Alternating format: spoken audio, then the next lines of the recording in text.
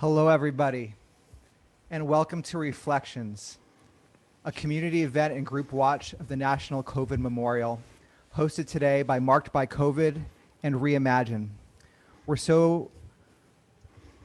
truly, grateful to be with you today on this sacred and solemn day that we are sharing together, the first day that our federal government is acknowledging what's taken place over the last year plus, and a space for all of us to come together to honor those who we've lost and who we've loved. I am Brad Wolf of ReImagine, and I'm going to be joined today by my co-host Kristin Urquiza from Marked by COVID, and we are so grateful you're here, and we can't wait to join you through this program that we've co-created with so many incredible people that are on this call today. So we know that there are broadcasts potentially taking place on CNN and Fox and MSNBC, and you've chosen to be with us today. And I think you are in the right place, because what we're creating here together is a space of togetherness, which is how we felt would be best to really hold this moment in the way that feels right.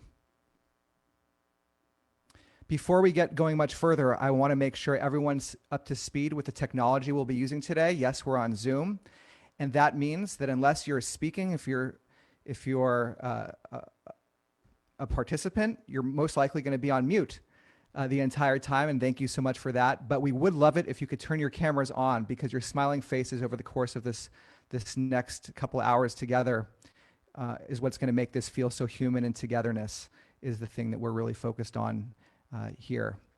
And so we also want to let you know that if you have any technical questions, you can use the chat function.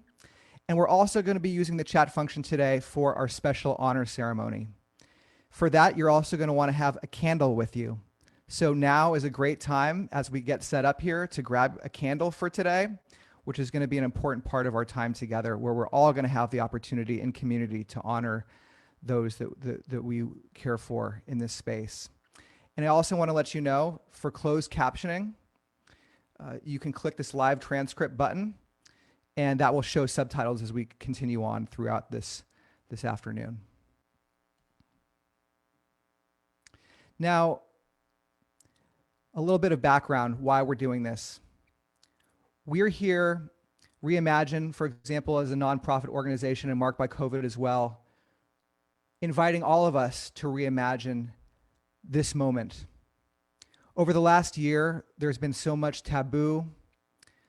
There's been this sense of isolation that we felt from one another, the fear that comes from the experience we've shared, the confusion and the loss.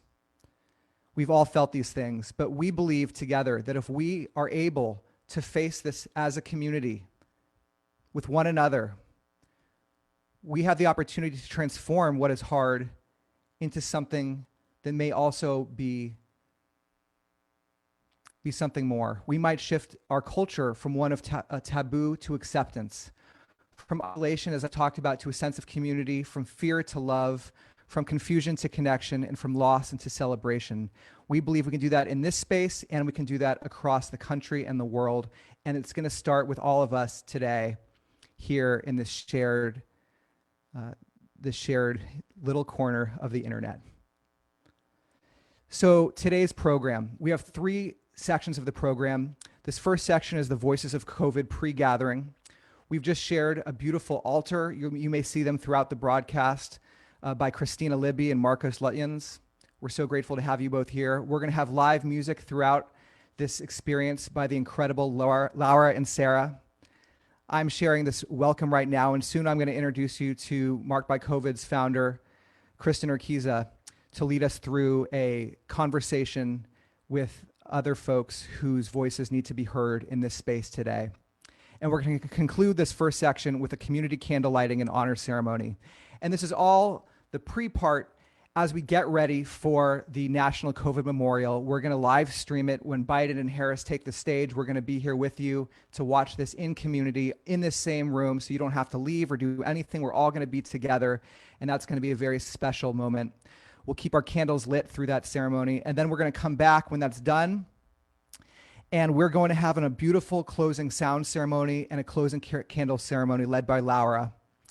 And then we're going to transition from there into really the underlying purpose also of what we're doing here today, which is advocating for memorialization, for ongoing memorialization and permanent memorialization, beginning today and throughout the rest of our year and throughout the rest truly of time. So that's what we're hoping for, and we have this incredible panel that Kristin's put together. So you're going to want to be part of that this evening. And then we're going to end with a conclusion. So there's a multi-part plan here. You can hop in and out. You can get a drink of water and come back. But this is your broadcast. This is your home. And this is your community for the next couple of hours as we'll be together through this really sacred, special time. Now I'd like to invite everyone to listen to the words I'm going to read that begin all of our ReImagine events. ReImagine has hosted over 1,000 events during the pandemic to host spaces like this for grief, for pain, for love, for joy, for tears. And in each of them, we want to make sure we're holding space for justice, equity, diversity, and inclusion. And so it is a profound gift to create space for others around what matters most in life and in death.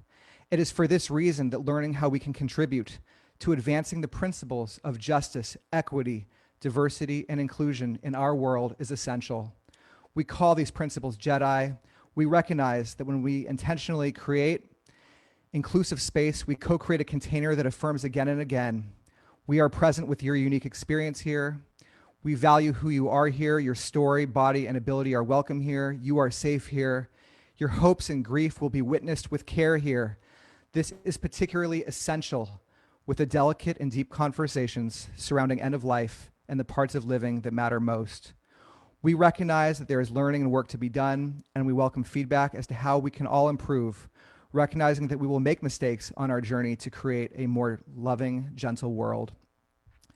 But we aim for our mistakes to be high quality mistakes, and we commit to listening and to learning. And with that, I'm going to close the slide share, and if you agree to stand with us in our commitment to cultivate justice, equity, diversity, and inclusion in tonight's space, please place your hands outstretched to others, palms open, to symbolize the shared intention. And you can switch now into gallery mode to see folks across this screen here. You can scroll and see everyone's shared commitment to justice, equity, diversity, and inclusion. Thank you so much for what you've brought to this space, for your shared commitment and what we're all co-creating here together. And with that, I want to now turn it over to my brilliant co-host today, Kristin Urquiza, my dear friend, the founder of Marked by COVID, who's been through so much during this pandemic, but is here with us, leading our way, leading the charge to transform this conversation. Kristin, if you're here, I know she was just on MSNBC 1 second before this doing an interview, and we're grateful to have her with us. Are you here, Kristin? I'm here. Thank you.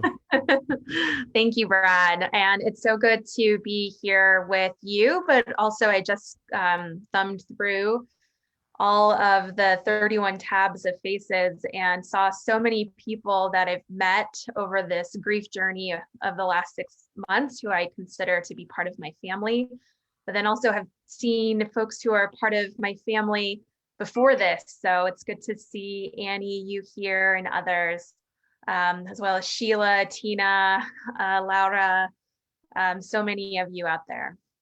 Thank you for joining and being here today.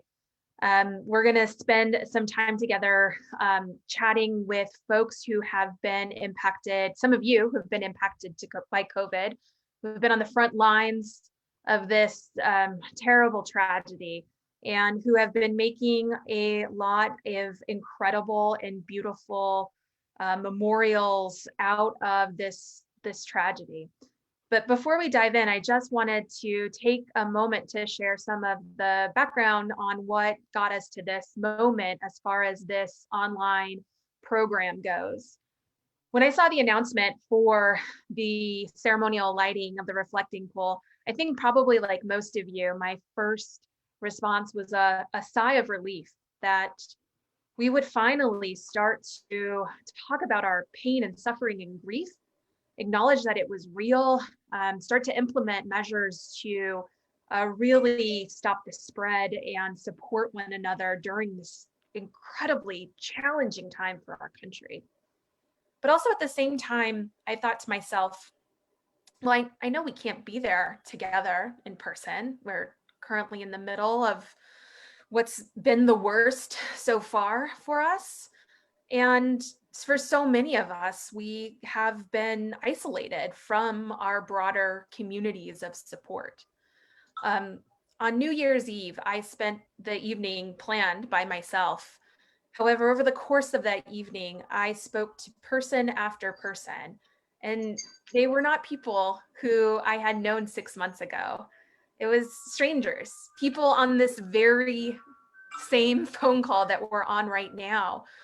This community of people who have been impacted by COVID, who have chosen to show up and bear witness to our collective pain and suffering and be honest with your own pain and suffering and attempt to be together and give back. You have been my guiding light. Without you, I don't know where I'd be right now, quite honestly.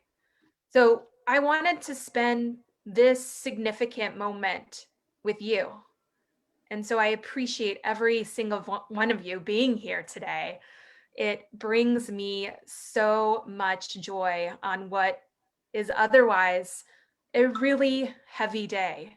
We have surpassed over 400,000 lives lost to this disease.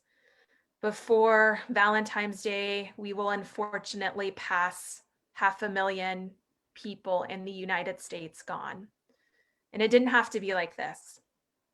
I was looking at some numbers earlier today to put this in context. What is 500,000 lives?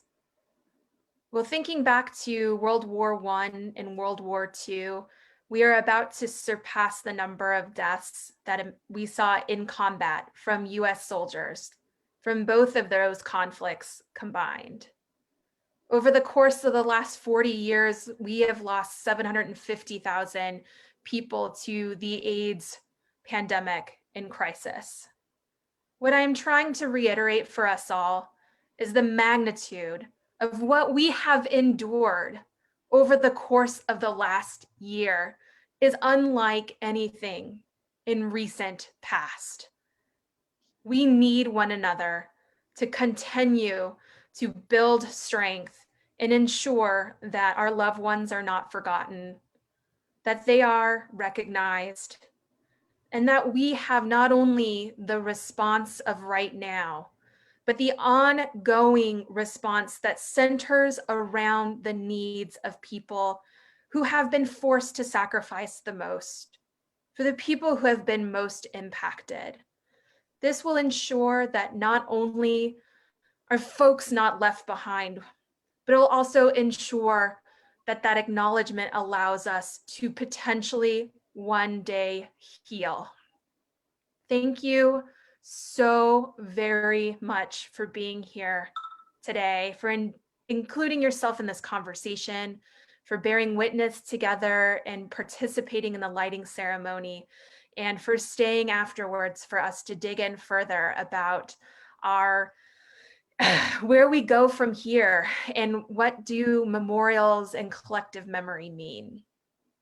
So without further ado, I want to move us into our program. We have an incredible lineup of guests joining us over the course of the next 35 minutes. These folks are people who have been on the front lines, people who have experienced loss. And it was very important to everyone I spoke to that we center this lighting not only around the folks that we have lost, but about the folks that we stand to lose as well and to celebrate them.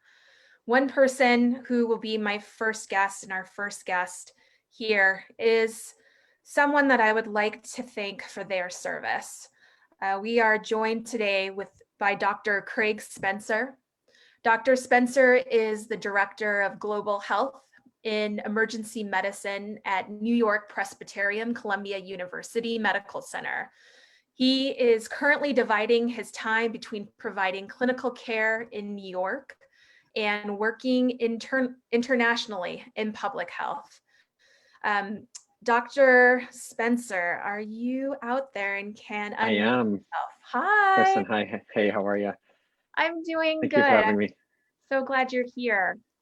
Thank you for inviting me, and really thank you and Mark by COVID and ReImagine, and now over 540 people who have tuned in at this really difficult time to have this conversation and reflect and memorialize, and to just be in community to talk about something that matters to all of us, regardless of whether we've lost someone in our life, a friend or family. This has impacted every single one of us over the past year. And so we need this, even if it's digital community, a space to come together to talk about that and to reflect. So thank you for having me. It's an honor. And on that note, you know, this point of this virus has impacted us all, whether or not we've lost someone. I'm wondering, as you're entering into this space, if there's someone in particular you're honoring today and why. Yeah, for people that don't know my background, I worked in West Africa in 2014, responding to Ebola. I took care of hundreds of Ebola patients and saw death, you know, firsthand up close and really all its horror, and was infected myself in that process, and thankfully was lucky enough to survive because I had access to great quality medical care here, but was always worried about a pandemic and the impact it would have. And I was in New York City in March and in April when we just saw, you know, flood of patients coming into the emergency room, unlike anything I'd seen before. It reminded me of being in West Africa. I remember walking into work in what seemed like apocalyptic conditions with so many people intubated, and walking around with one of my colleagues and friends who was responsible for kind of the oversight of our care. That's Dr. Lorna Breen. Dr. Lorna Breen and I had worked together for many years, and she had gotten COVID and had recovered, but a few weeks later died by suicide. In addition to that, we have many colleagues like Romy, who was one of the first nurses I worked with at my hospital where I'd been for a decade, who came out of retirement to take care of COVID patients. And him and his wife were both infected, and thankfully she survived, but he ended up dying at the end of April. So this was obviously, just like it has been, really tough for everyone. It's been really tough for medical providers who have kind of struggled to figure out how to treat this disease, but have also lost friends and colleagues and people we're used to working alongside every day. We have that memory every time that we go to work. So I'm thinking of them and really all the people and all the patients that we've taken care of in the past year, and hoping for a prompt end to this. Me too. Thank you so much for sharing that. And thank you so much for your service. I know that's something we generally only give to folks in the Army or Navy, but you know, folks on the front lines, doctors, nurses, respiratory technicians, you all are serving the country right now. So thank you for that. I'm wondering what is important for the general public to know at this time as we are turning the page onto a new tomorrow, quite literally in a day. We have a vaccine that's starting to roll out, but yet we still have skyrocketing cases. Yeah, I think what's really important, and to put the politics and everything else aside, like there is a new tomorrow. We have hope at the end of this. There is a light at the end of this tunnel, but we still have a long way to get there. There's still going to be a lot of disease and unfortunately a lot of death. More families will be impacted in the coming weeks and in the coming months, and we have to remain vigilant. What I think is important is exactly what you're doing here. You know, so much we hear on the news or we get social media updates that, you know, this many people died today, this many people are in the hospital, and we forget about, or we often just overlook the fact that those are family members, there are faces, there are friends, there are people behind each one of those statistics. So memorializing and really personifying and talking about each one of those and giving a space for people to share their stories of their family members who meant so much to them and their community is really important, because it's very easy for us to overlook the significance of each one of these deaths and how important it was for friends, for family, for community. So just continuing to make that space in all of our own lives. Well, Dr. Spencer, I could spend all day chatting. I hope this is the first of many more conversations, but I know I need to let you go. Thank you again for being with us. Thank you for doing this, and thank you for everything. Stay safe, everyone. So we are now going to take a moment, building on what Dr. Spencer just said, and share some photographs and song of some of the lives that we've lost to COVID and that we are honoring here today.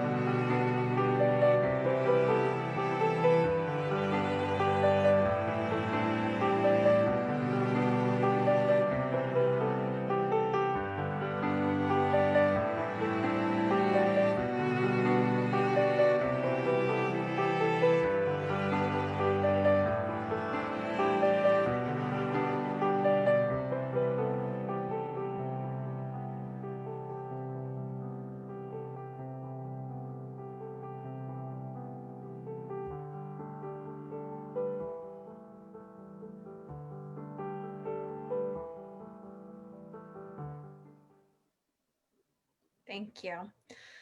We will be featuring additional video montages throughout the course of the program. Joining me now is, we're actually going to take a look out into the field. Out in the Hollywood Cemetery, we have an incredible artist, our friend Marcos Letjens, who is actually in the process of building a memorial and altar. And so I'd like to invite Marcos up to just share a little bit more about the project he works on and what he's making. Marcos? Yeah, hi. Thank you, Kristin. Yeah, I'm gonna do this. Thank you, Kristin, and Marked by COVID, and Brad, Let's Reimagine, and for all of you here that have joined us today. I'm just, sorry, there's a bit of an echo, but. We hear you just fine. Good, good. So we're putting a memorial here today for COVID victims. It's called the Rose River Memorial. And what we're doing is we're making one rose in the community that commemorates all the COVID victims.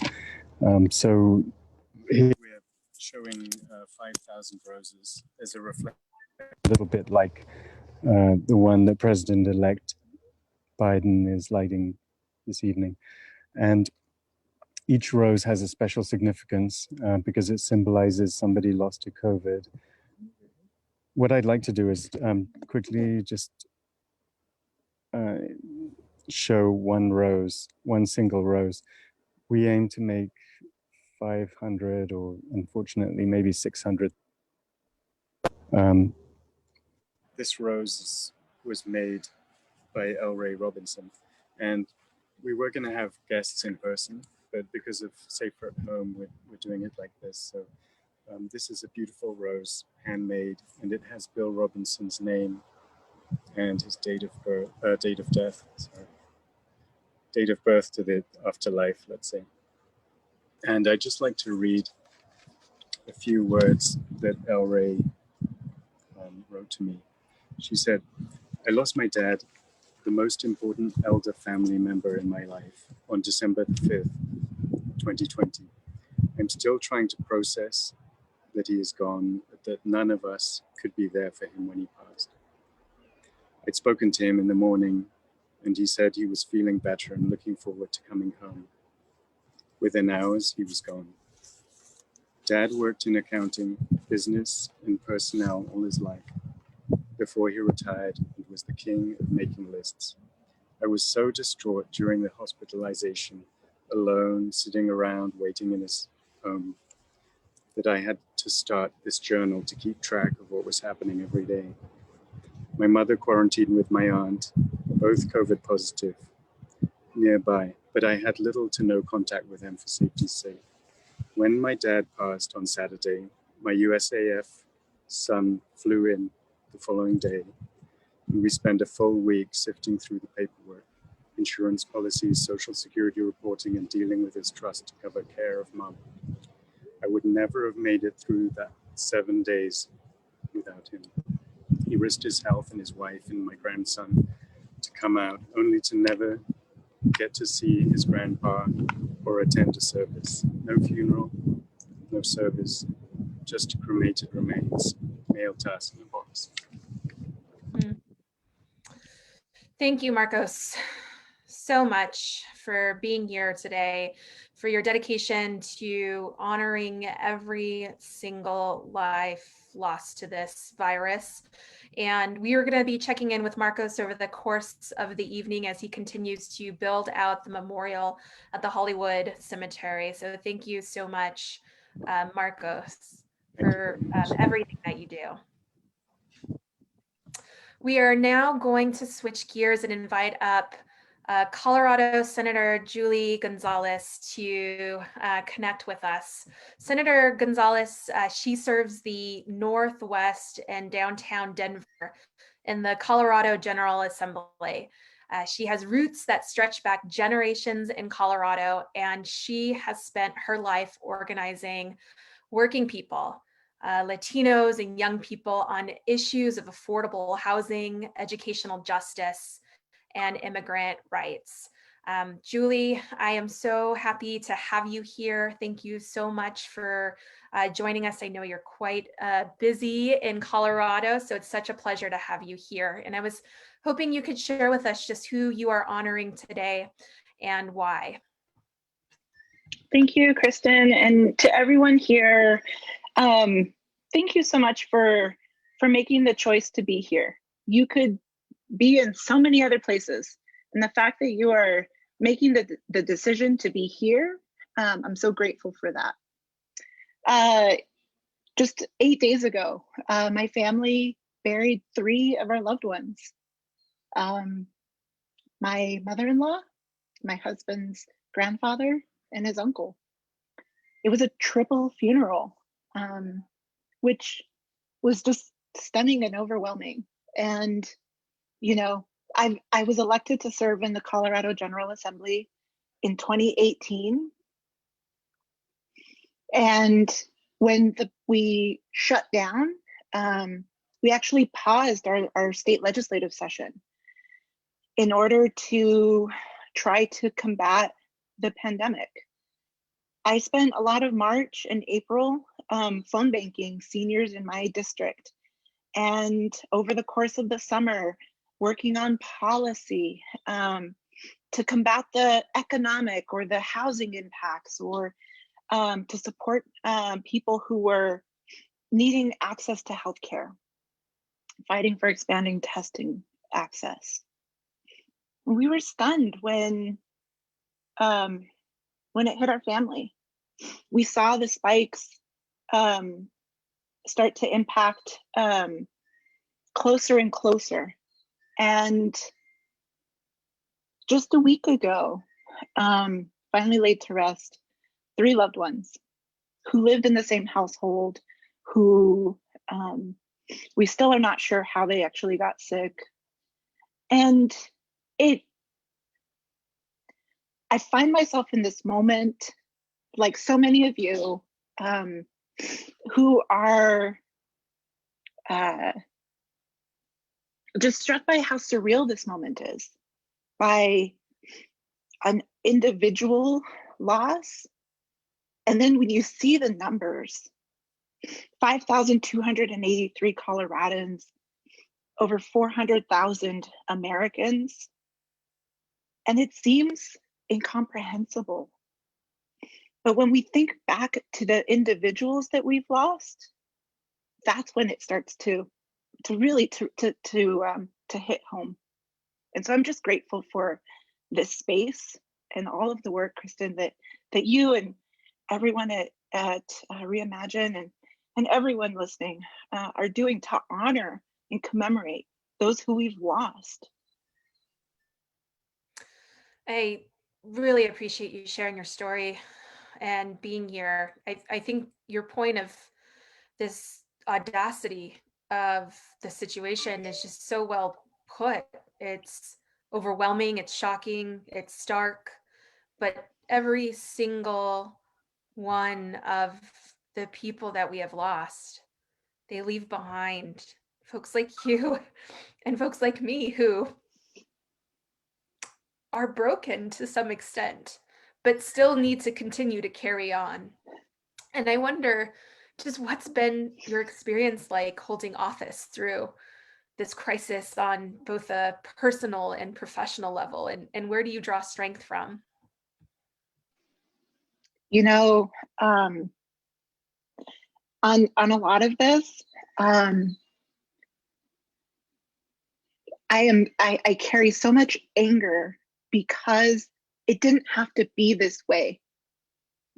Because if we would have had competent federal leadership, things could have been so different. And so I find myself in this strange moment where on Wednesday, January 6th, I was writing three obituaries to support my husband and his cousins, and also watching an insurrection take place. We need, in the face of the multiple crises that we are navigating in this moment, we need to come together, and we need accountability in order to move forward.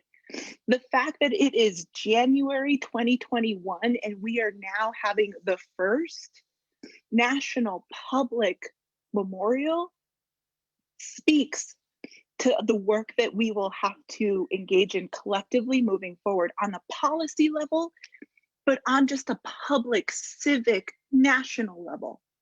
And so this is part of that work. There is so much policy that we will have to engage in the weeks and months and years ahead. Excuse me, I just find myself in this moment where it's just, there's so much. But when we work together, we can achieve anything. And that is where I'm so grateful for spaces like these. So thank you. Thank you so much. That it sings to my heart. Collective action, collectively being together, collectively bearing witness to what's happening, and really standing in that grief for me has been such a powerful way to know that what has happened is not right, and also to know that together we can make a difference. So thank you so much again, Senator Gonzalez, for being with us. We are going to take another pause for a photo montage to honor additional loved ones who have been lost over the course of this past year that we come here today to honor.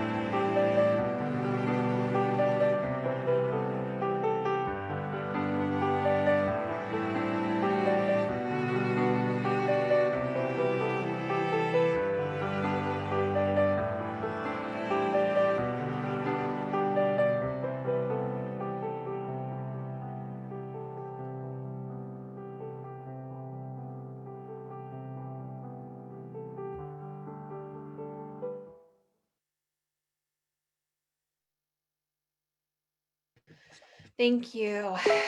We are now going to do another shot into a memorial that's happening and taking in real time. We are lucky to be joined by Christina Libby, who is a writer, artist, and technology professional living and working in New York. She is currently working with families across the country on temporary memorials made with real roses through the Floral Heart Project. And I think that we are seeing now some of Christina's hearts. Do we have you, Christina? Can you see me? I don't know. Sorry. I can see your jacket and your smile. Hi, it's good to see you. Thank you for joining us. And I was hoping that you could tell us about what you're making and who you are out honoring there today. Sure. So I've been making these floral hearts all around New York, and it's really exciting today in partnership with everything you're doing. We're making them in St. Louis and in Dallas and here in Jersey City. So I am making a floral heart with flowers in partnership with 1-800-Flowers, who has sort of kindly helped to get this whole campaign up and running and bring flowers all across the U.S. So this one is pink and white and this sort of beautiful mauve color. And we're here in Jersey City with Sophia, who was here, and then I think she's in the middle of an interview. She lost her dad, who was a really big advocate in Jersey City, and so she's orchestrated this whole event, and it's for her and for him, and really for everyone who's suffering and everyone who's lost. Christina, that is so beautiful. I was hoping that you could tell us a little bit more about your plans for Floral Heart going forward. Yes, so right now we would love to have anyone involved. We want to, on March 1st, when Kristin and Fiona and everyone on the March by COVID team are really working to make March 1st a National Day of Mourning, I want to bring these hearts to every state in the US. And so sort of envision this moment of kind of really providing a memorial across America for everyone that we've lost. And so if you are on this and you are looking to volunteer, you want to get involved, you should reach out to the website is floralheartproject.com. And we want to bring these everywhere that is sort of is possible to do. I think we really need kind of a visual representation of this moment, and I think so many people have lost people, but also so many people haven't. I don't have anyone really close to me that I've lost through COVID, but I don't believe it's anyone's job to mourn alone. So particularly sort of calling on those volunteers who maybe haven't lost someone, but just want to do something to help heal the fabric of our community. Kristin. Yes. It's Brad here. I just chiming in to say, Christina, hi, it's Brad. Hi, Brad. Christina, we want to see your lovely face. Right now, you just bend down a little bit. Right now, it's as if you're representing all of humanity without knowing. Maybe if I turn this up a little bit, can you see me now? Just bend down just a little bit, and we're gonna get you. So there you go. All right. Sorry, you guys. I meant to lift this up, but then it started. So, but maybe I am representing all of humanity in a weird, strange way. Anyway, yes. And then this heart, you'll see. We'll actually form it. I'll finish the wreath. It's very cold out. It's like 40 degrees here in Jersey City. And then we will lay this out and put it down. But if I maybe just have 1 second for Sophia to sort of share about why she created. Do you want to come in and talk very quickly, just for 1 minute? Hi. You have to come and sit on the ground. Very loud. Okay. Why I'm doing this? Yeah, for your parents, for your dad. Here, we'll just abscond very quickly. There we go. Hi, my name is Sabila Khan. I'm the co-founder of COVID-19 Law Support for Family and Friends, and I am so honored and just blessed to be able to organize this memorial event here in Jersey City when Jersey City joins the rest of the nation for the first time as we pause, honor, and remember all of the over 400,000 lives lost to COVID. And for me, it's of particular importance today because I am doing this event, in addition to obviously honoring everyone else. I'm doing this for my father, Shafqat Rasul Khan, who I lost to COVID on April 14th. And he was a community activist here in Jersey City. He was wonderful. And anyway, I am just really honored for this opportunity. Sabila, thank you so much for being here with us today and sharing your memorial with us. This is Kristin. It's good to see your face. And I just want to share with people there are, other floral hearts happening in Texas and other places across the country, other types of memorials that are going on. And we wanted to try our best to just showcase a little bit of the breadth and depth of people who care. Because despite what we see on social media and television and what we've endured for the last several months, I have a suspicion that there is a profound amount of care, concern, and love out there.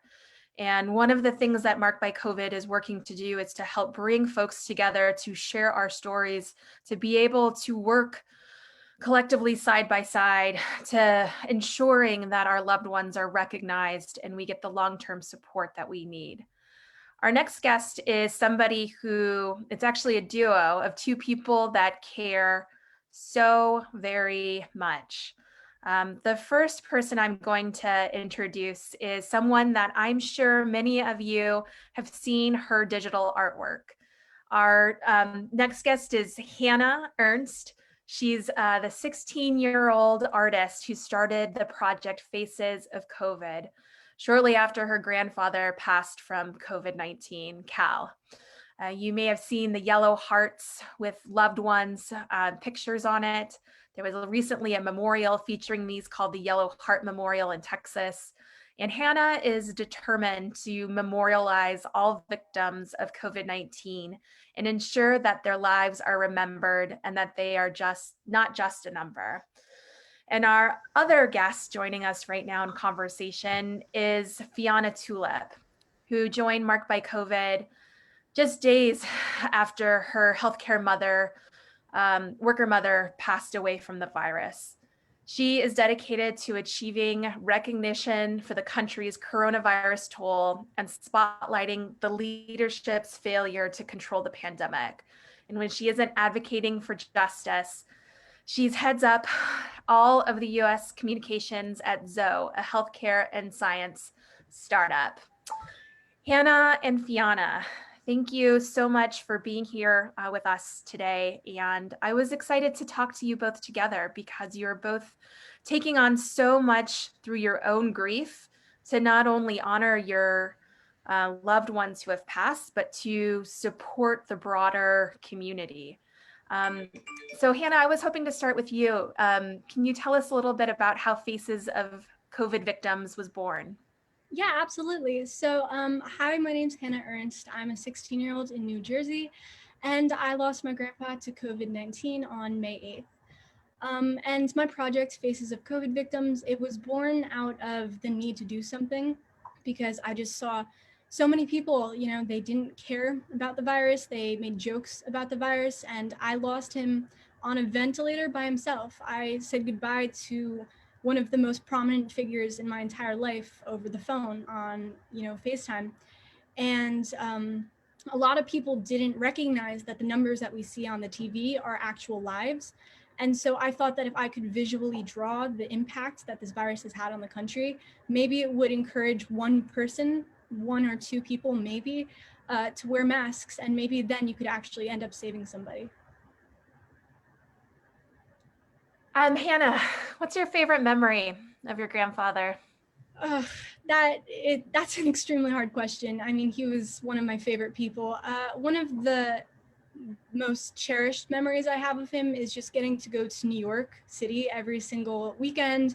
When I was younger, I got to go a lot more, but obviously as I grew up, school got in the way and whatnot. But he was an artist himself. And so in a way, I think that I am remembering him through every portrait I'm able to do. And just one of the memories that will forever stay with me is getting to go to the city and see the art museums and just go to every spot we always did. So special. I'm so happy that you're able to do all of this and you're pouring yourself into this project in honor of your grandfather. What you are doing is helping people. It's an impact that many folks won't accomplish over the course of their lives, and you are taking it on head first at 16, and I commend you. And when you are one day leading our country, I hope that you will call me for a job. I would love to work for you. Of course. Thank you so much. We're going to switch gears to Fiona. Fiona Tulip, who I already introduced, was the very first person who reached out to me after I submitted my dad's obituary. And from there on out, she has been right by my side, saying yes to every outlandish idea that I have, saying, what can I do to help? Put me in, coach. Without Fiona and also our co-founder, Kristin, who's with us as well, I do not think Marked by COVID would be here today. So Fiona, thank you so much for everything that you're doing. And I know you're here to honor your mother. And I was hoping that you could tell us a little bit about what your mother was like. Yeah, no, thank you for having me. It's Kristin, it's crazy to see this happening right now and to see the amount of people who are here. It's sad, but also very heartwarming because this all was an idea over a Zoom call and lots of wine. So it's really beautiful to see this. My mom was incredible. She was a very loving person, and I miss her love so much. The whole family does. She was always thinking of everyone, whether she knew you really or not. You know, I had people from the place where she bought her car, you know, send me messages and tell me that she was like a second mom to them. And this was from the car dealership, the people who owned the doggy daycare where she would take her dogs. They were in tears. The doctor's wife who worked on her that morning or the morning that she died, the wife of the doctor contacted me and said, I've never seen him like this. You know, I've never seen him this sad until he couldn't save your mom. She was a beautiful soul, and I am devastated that my daughter, Lua, won't get to know her and know her beauty. What's one of your favorite memories of your mom? Yeah, I have one, and I'm so glad I can tell it now. I was always really embarrassed when she was around, but now I tell it with pride.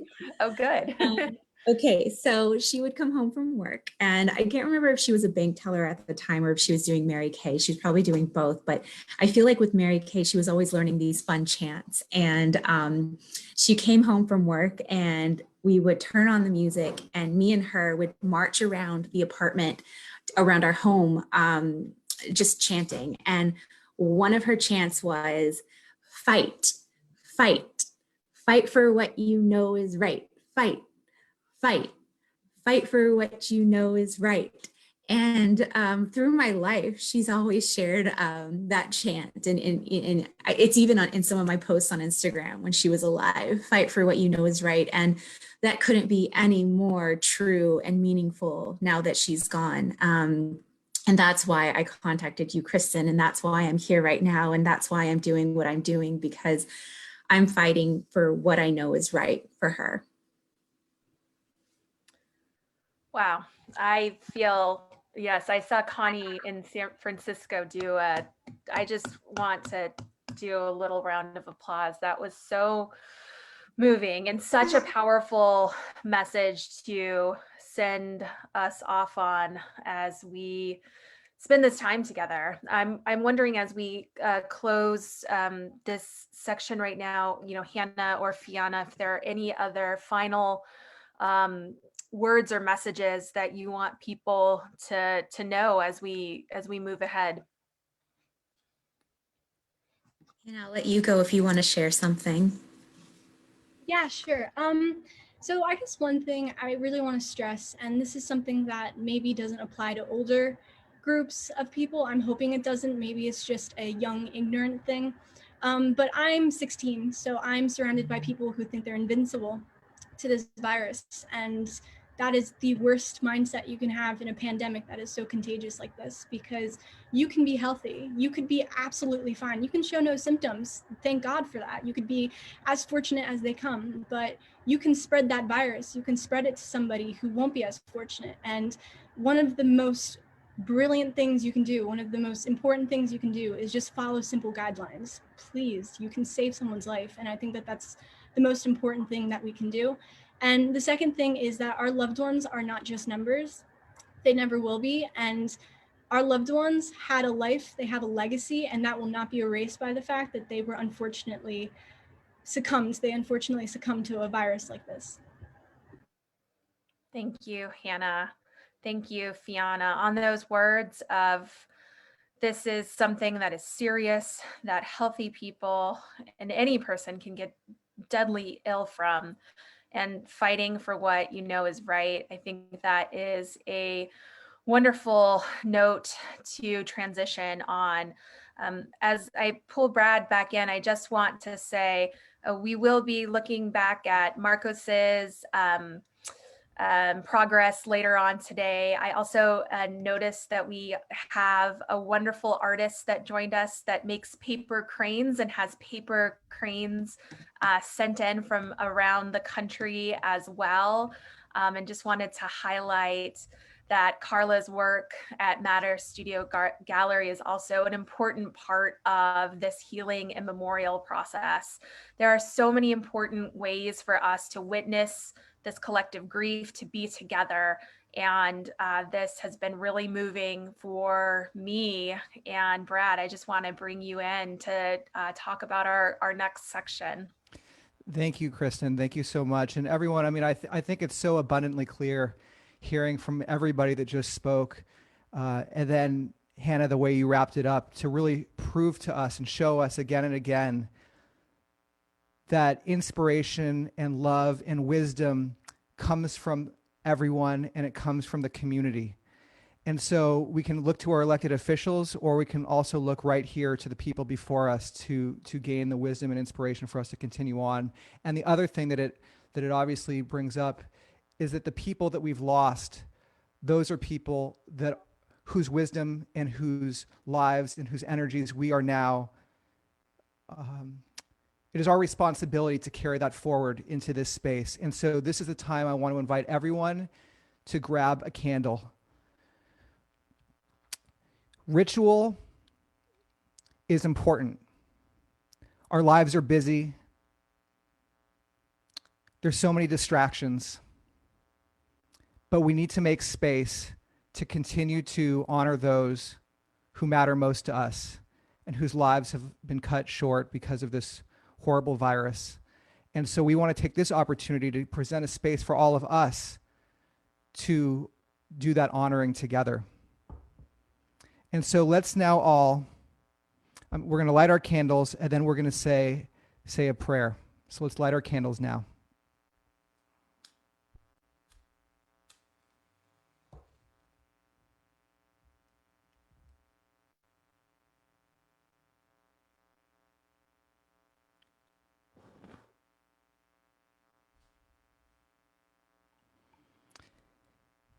And if you're in gallery view on the top right, if you click to gallery view, you can click across, scroll across the pages of Zoom.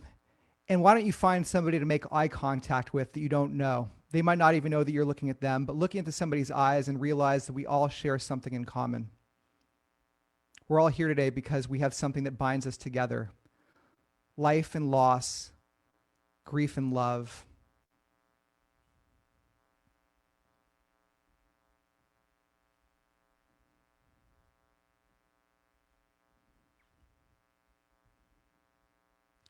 And now with their candles lit, I'm actually, Hannah and Fiona, why don't you join me? In everyone, there's only a couple of people that can be unmuted during this time. And so I'm gonna invite Fiona and Hannah to read this prayer. We're going to read it 3 times, and I would invite all of you out there to recite this blessing out into the space wherever you are, out loud. So together we have truly one voice.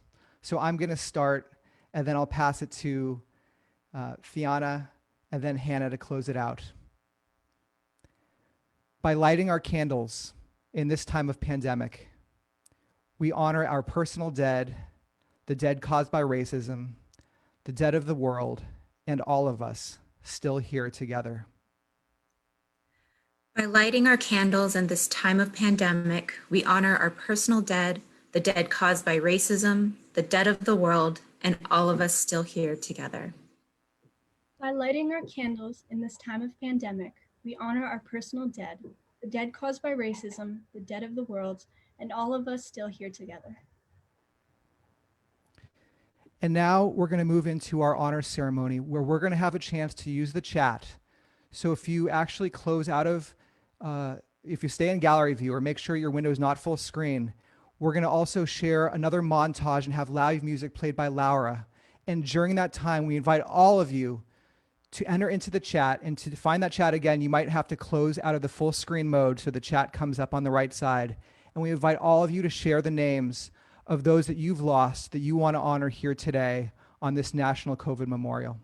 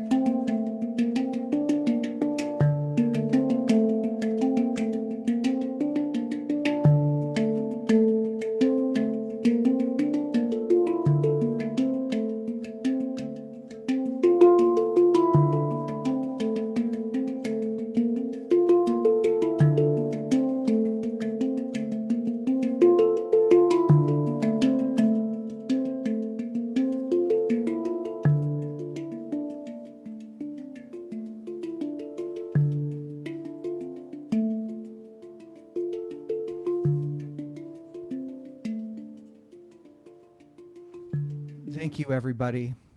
And now, in community, we're going to be transitioning with our candles still lit. We'll be in community to watch the Biden and Harris comments and the national vigil. We'll return back to this space. You don't have to go anywhere. We're going to watch it together right here. But upon its conclusion, we'll be back here to have a final ceremony and then the follow-up panel. So please stay with us. And with that, with our names honored in the chat and with one another, our candles lit, let's hear from the next president of the United States and our next vice president, Joe Biden and Kamala Harris.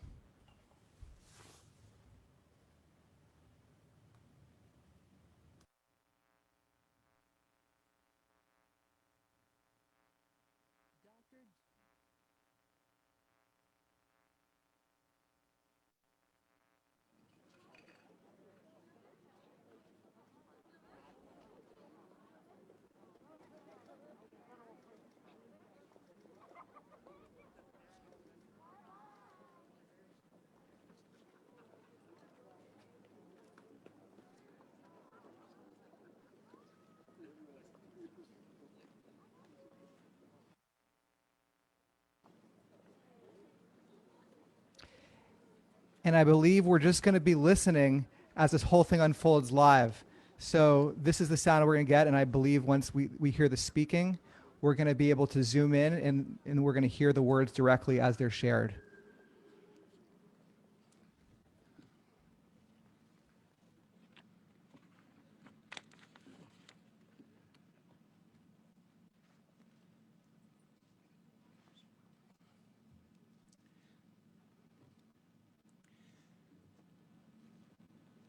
At this twilight hour, our beloved nation reverently pauses in supplication to remember and to pray for the many thousands of people who have died from the coronavirus during this past year.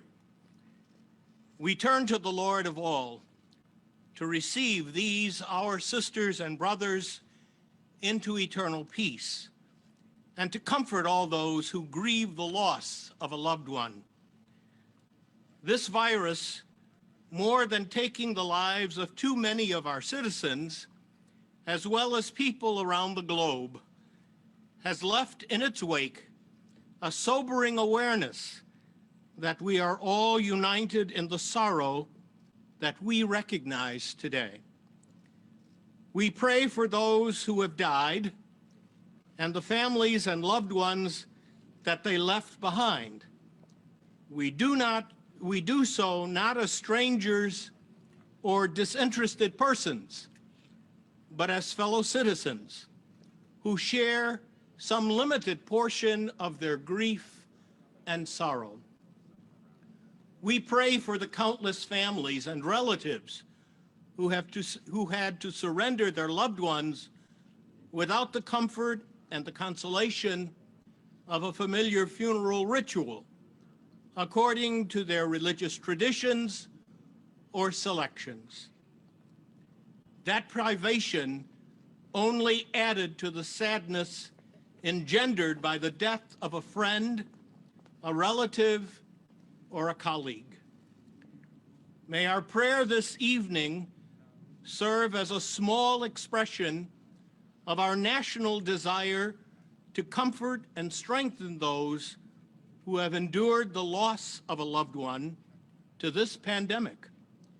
And may it be a resounding gesture of gratitude for all those who have cared for the victims of this virus and their loved ones. Our sorrow unites us to one another as a single people with compassionate hearts. May our prayer strengthen our awareness of our common humanity and our national unity at a time when harmony is a balm that seeks to comfort and strengthen us as a single people facing a common threat that is no respecter of age, race, culture, or gender. Let us with one heart commend those who have died from this virus and all of their loved ones to the providential care of the one who is the ultimate source of peace, unity, and concord. Amen.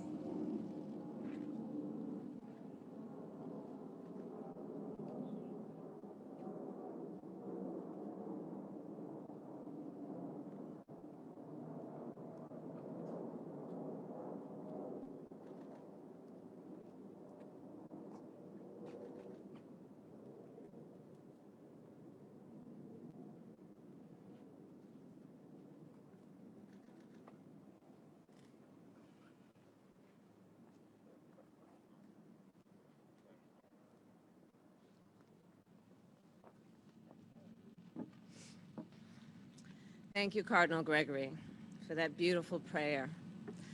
We gather tonight, a nation in mourning, to pay tribute to the lives we have lost, a grandmother or grandfather who was our whole world, a parent, partner, sibling, or friend who we still cannot accept is no longer here. And for many months, we have grieved by ourselves. Tonight, we grieve and begin healing together. Though we may be physically separated, we, the American people, are united in spirit. And my abiding hope, my abiding prayer, is that we emerge from this ordeal with a new wisdom, to cherish simple moments, to imagine new possibilities, and to open our hearts just a little bit more to one another. It is now my great honor to introduce Lori Marie Key. Lori is a nurse at St. Mary Mercy Livonia Hospital outside of Detroit. Her community was hit hard when the virus struck, and Lori was assigned to the COVID unit. Lori is known for singing on the hospital floor, and a video of her singing a certain hymn inspired our nation. She joins us this evening to honor those we have lost with that same hymn, Amazing Grace.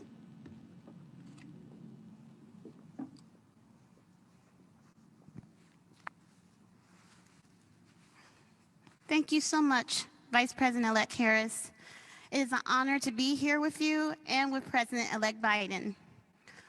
Working as a COVID nurse was heartbreaking. It was heartbreaking for the patients who were sick.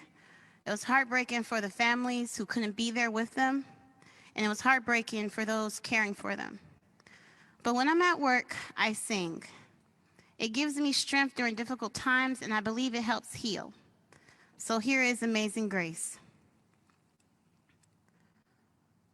Amazing grace, how sweet the sound that saved a wretch like me. I once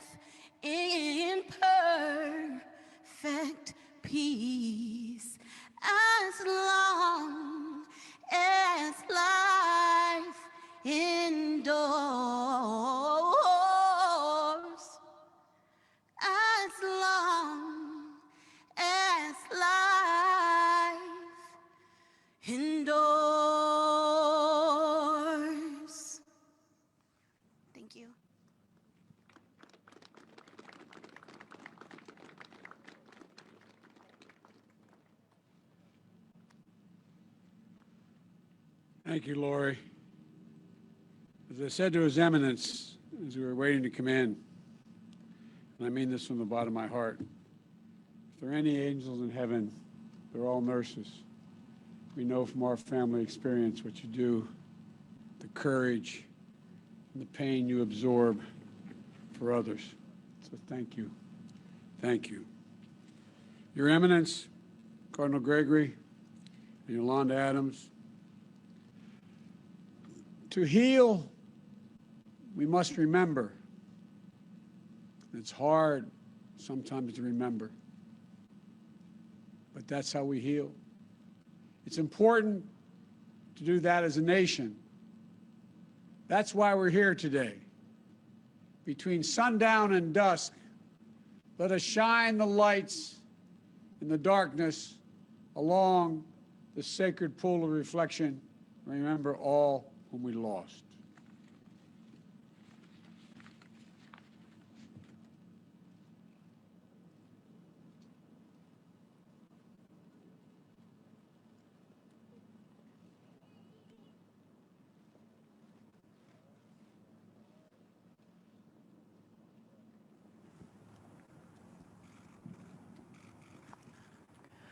I heard there was a secret chord that David played and it pleased the Lord. But you don't really care for music, do you? It goes like this: the fourth, the fifth, the minor fall and the major lift, the baffled king composing hallelujah. Hallelujah, hallelujah, hallelujah, hallelujah.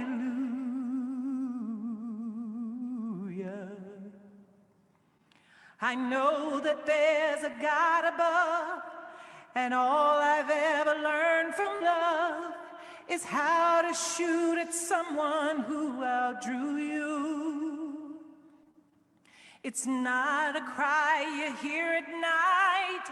It's not someone who's seen the light. It's a cold and it's a broken hallelujah. Hallelujah. Hallelujah. Hallelujah.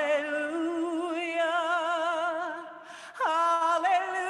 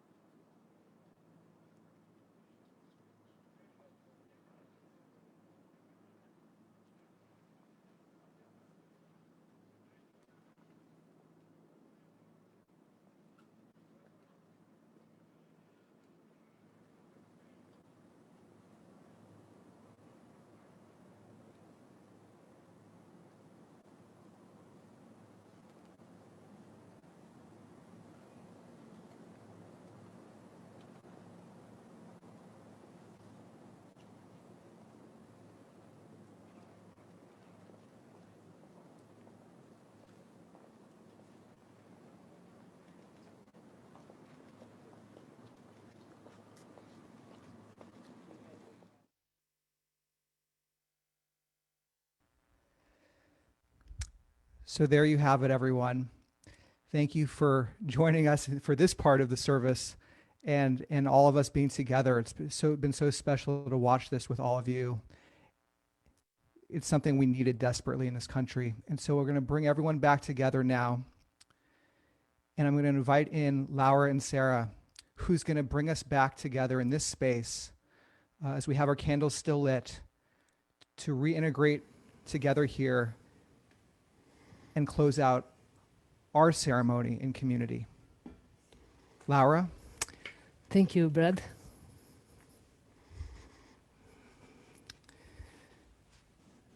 To add words in this moment is very difficult. So let's go for a moment in the non-verbal place, in the place of feeling.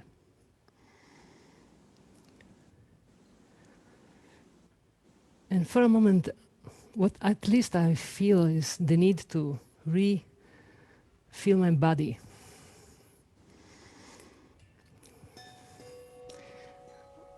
We are all connected right now in spirit, and we are connected with the spirits of those that we can't see with our eyes anymore, but I know they are still here with us.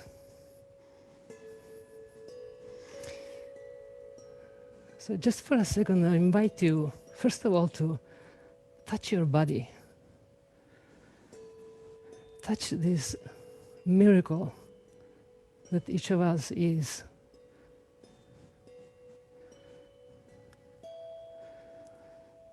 And just feel that gratitude to be here. And be grateful to yourself that you are showing up. We are bringing this forward together.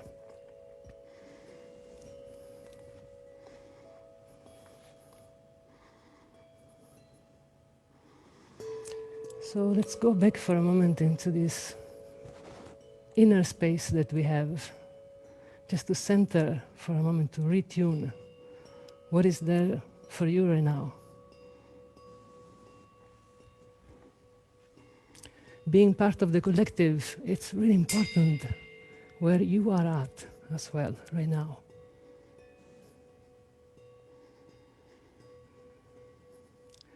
So let's take these few minutes together. If you want, you can find a comfortable position. Maybe you want to close your eyes, you want to lay down. Whatever is there for you right now, to just connect to your inner space, to yourself, and see what is there for you. What do you want still to honor in your heart, which is way more intimate? Or if there is there a message from those beloved ones that they can reach us through sound, almost as a caress, as maybe a message, a smell. And I trust that for each one of us, music will take us exactly where we need to go.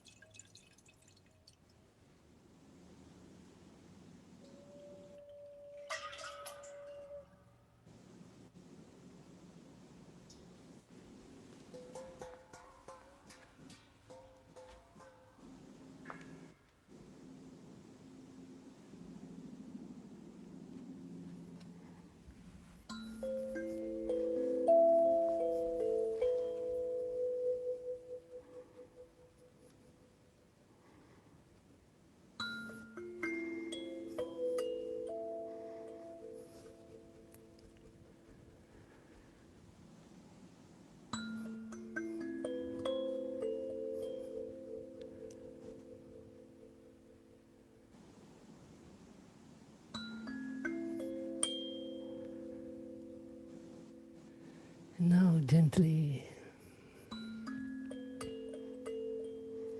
come back to your body if you, for a moment, let it go and be in a dream state. Just gently come back.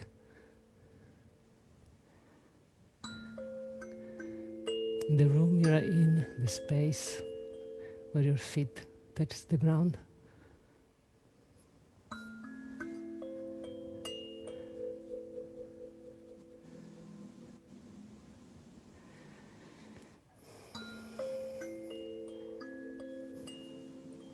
Bring back with you those memories, those experiences, those images, anything you just connected with.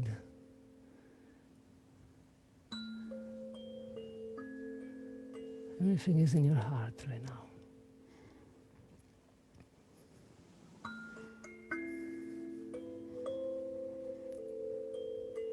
You can gently open your eyes again.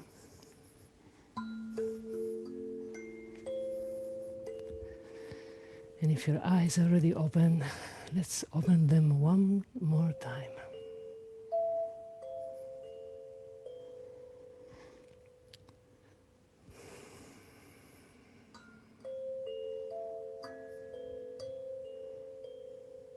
One more time.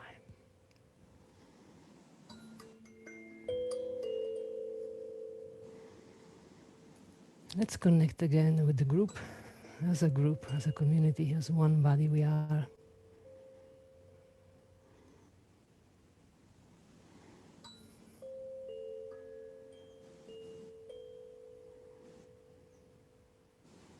Let's have bread take us to this beautiful prayer while we finish this beautiful gathering. Thank you, Laura. Thank you so much, Laura and Sarah, for your gift of music that's now coursing through our bodies and the memories that are floating through us right now and all the thoughts and emotions.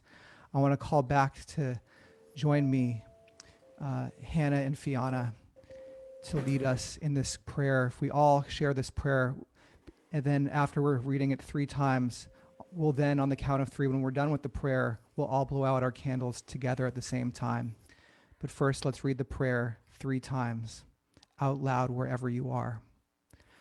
By extinguishing our candles in this time of pandemic, we release light into our world to keep alive the memories of those we honor today and tomorrow and for the rest of our lives. By extinguishing our candles in this time of pandemic, we release light into our world to keep alive the memories of those we honor today and tomorrow and for the rest of our lives. By extinguishing our candles in this time of pandemic, we release light into our world to keep alive the memories of those we honor today and tomorrow and for the rest of our lives. And so on the count of 3, we can switch to gallery mode and we can look out to one another who we've been in community with over the last hour plus, all honoring together. And on the count of 3, we'll extinguish our candles. 1, 2, 3.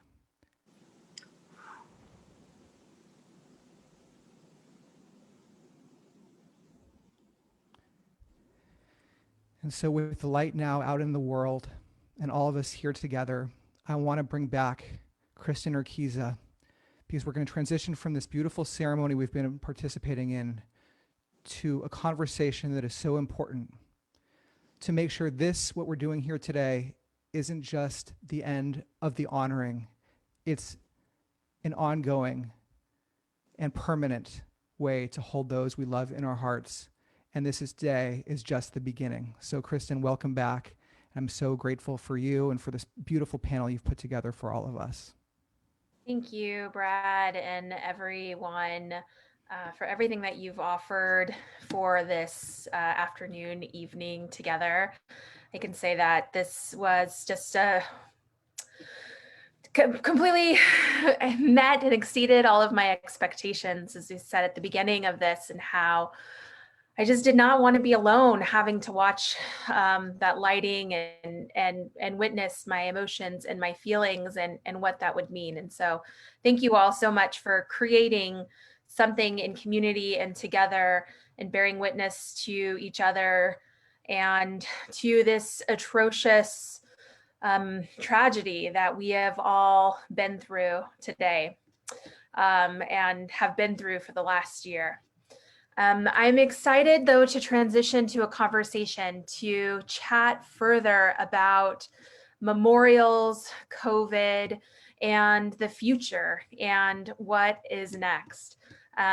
Joining me this afternoon / evening, it depends on where you're calling from, so I guess it's evening, is such an amazing group of professionals, of experts, and of people who have real life experience, not only in the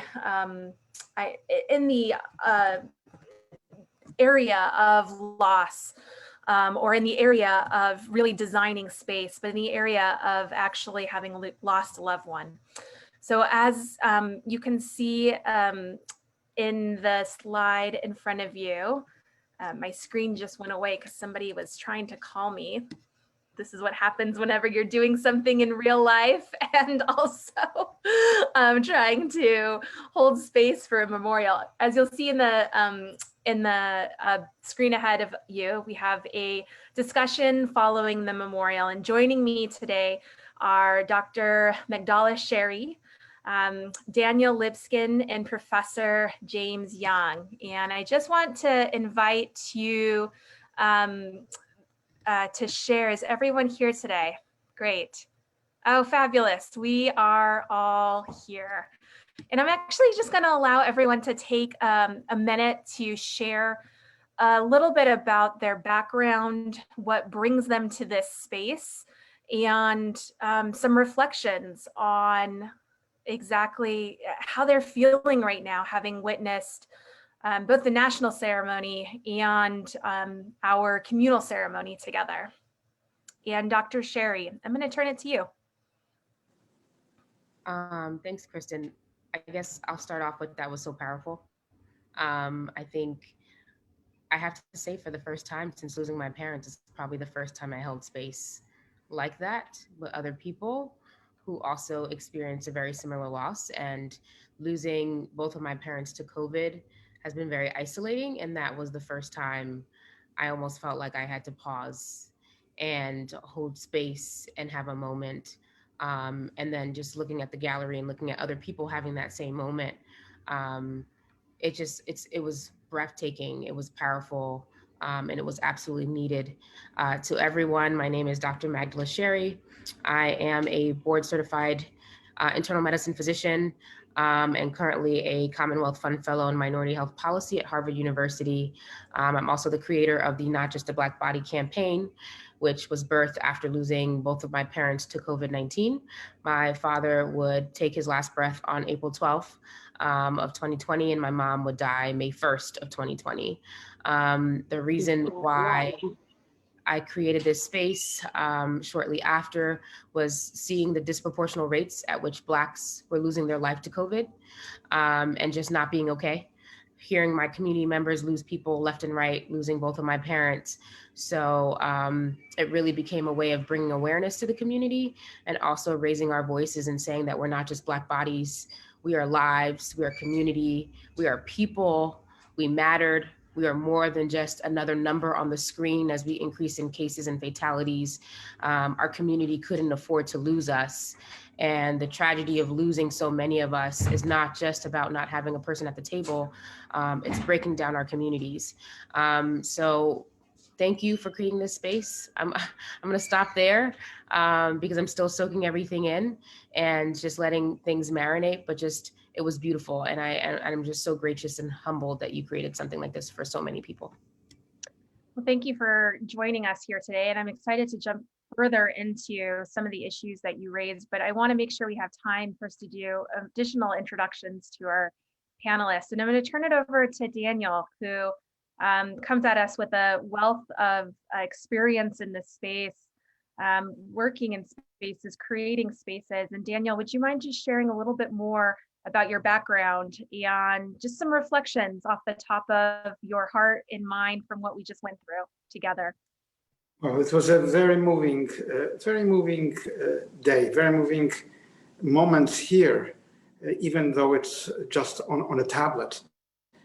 What is my background? I'm an immigrant to America. My parents worked in factories. My parents were both Holocaust survivors.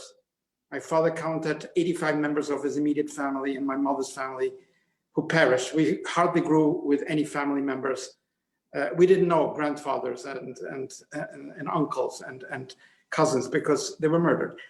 I grew up under communism in Poland, and I came to this country on a ship, and that Statue of Liberty that I passed, I was on one of the last ships to arrive.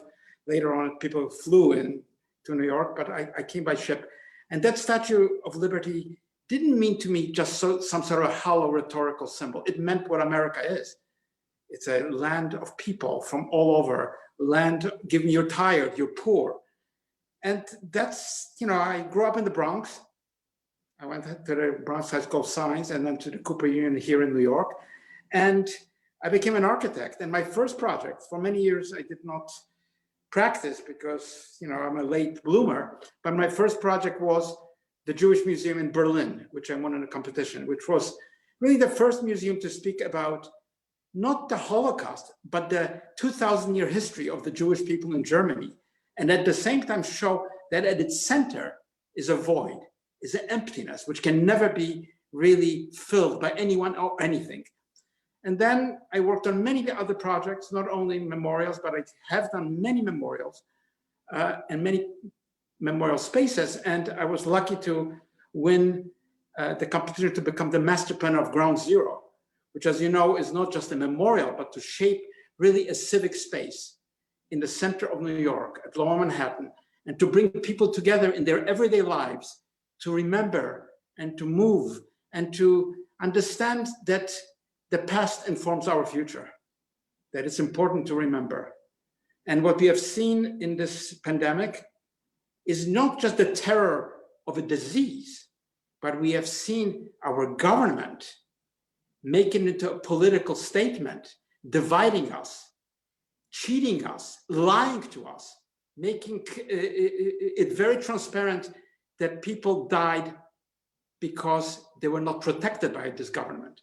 So, of course, as a designer, as an architect, as somebody who thinks, I think about how does one create a public memory, a sense of coming together, a sense of never forgetting and holding governments and presidents accountable to the civic society. I want to just remind everybody, since I'm an architect, that the word politics comes from politeia in Greek, which means the city. It's about citizens.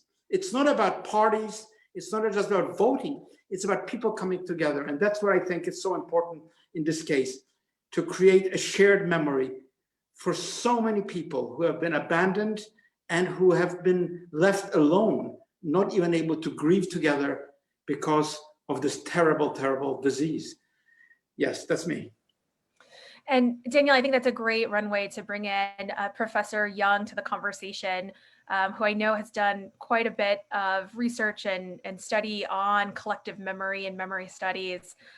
Professor Young, thank you so much for being here with us. And I'd love to hear just some of your reflections and background and what brings you into this space right now. Well, I have to thank you for bringing me into this space and for opening the space in all of our hearts, for this last hour and a half. It was an amazing commemoration. And I'm usually on the side of helping to create these commemorations, as Daniel knows. So I've written several books on World War II, genocide, the mass murder of the Jews, on the literature, film, video testimonies.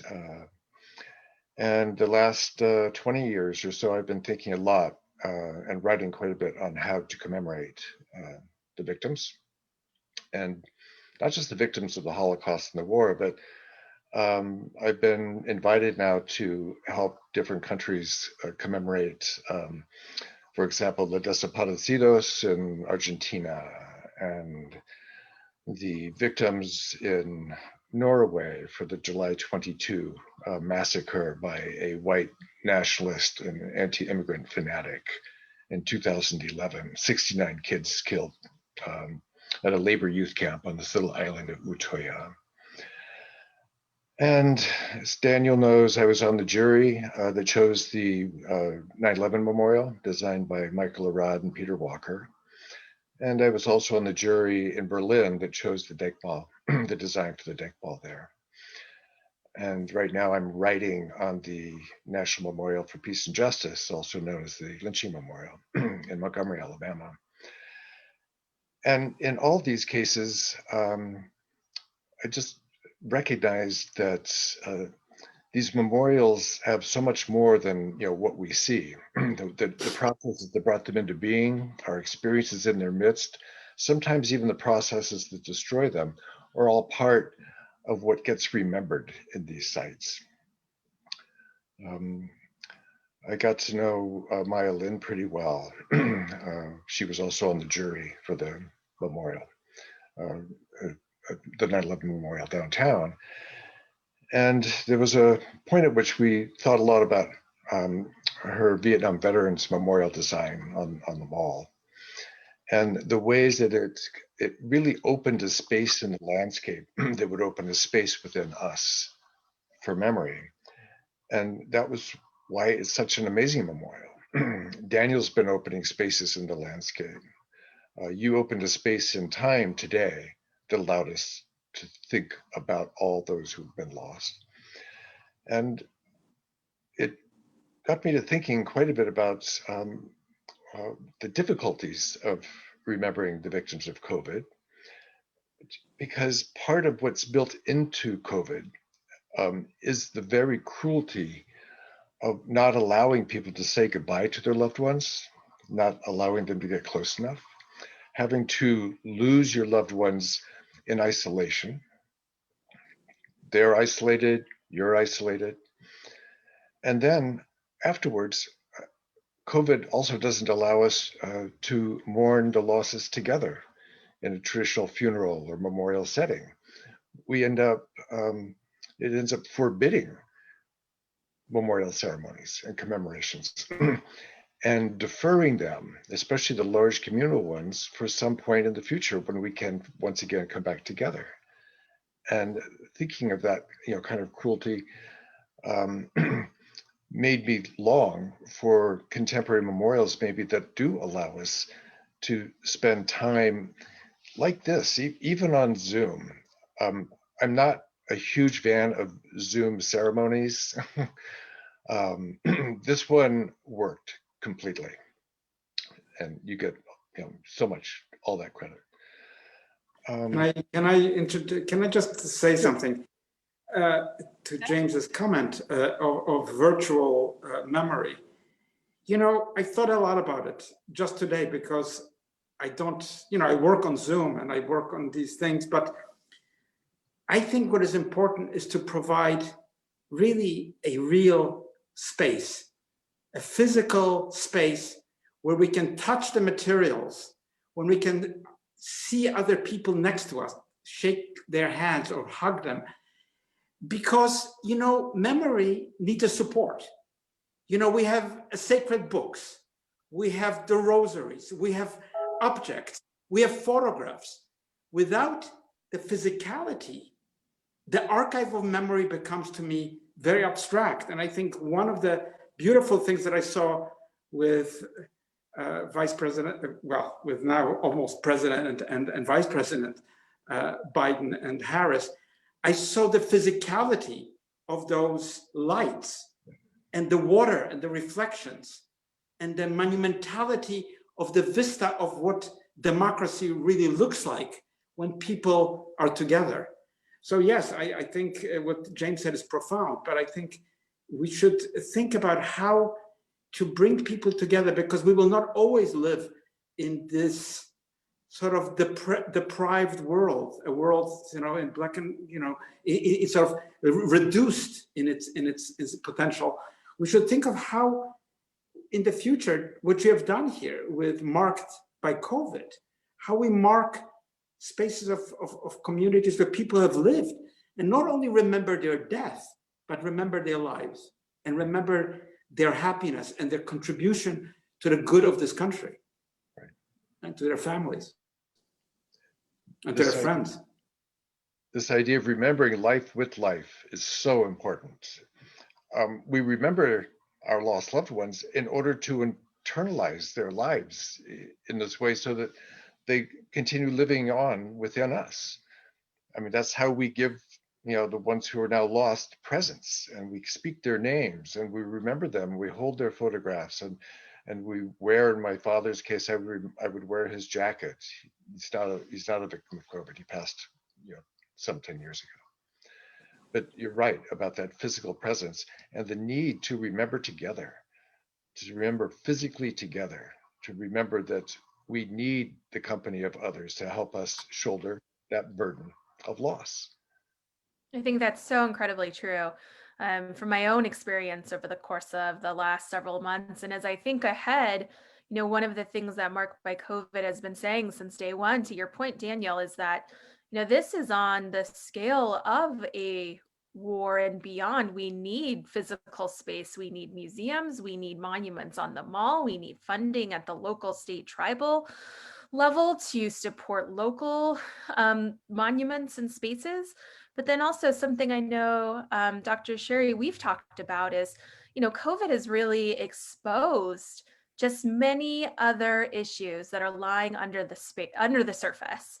And, we also have an opportunity as we mourn and grieve and remember and honor to also do something about how we got here and everything that's been exposed. Absolutely. And I think, so two things. I'll start by saying the prayer, which I loved so much as we lit the candle, even said those who died by racism, right? So what I can say as a Black woman, as a daughter, as a person who's a community member in the Black community, this grief is collective.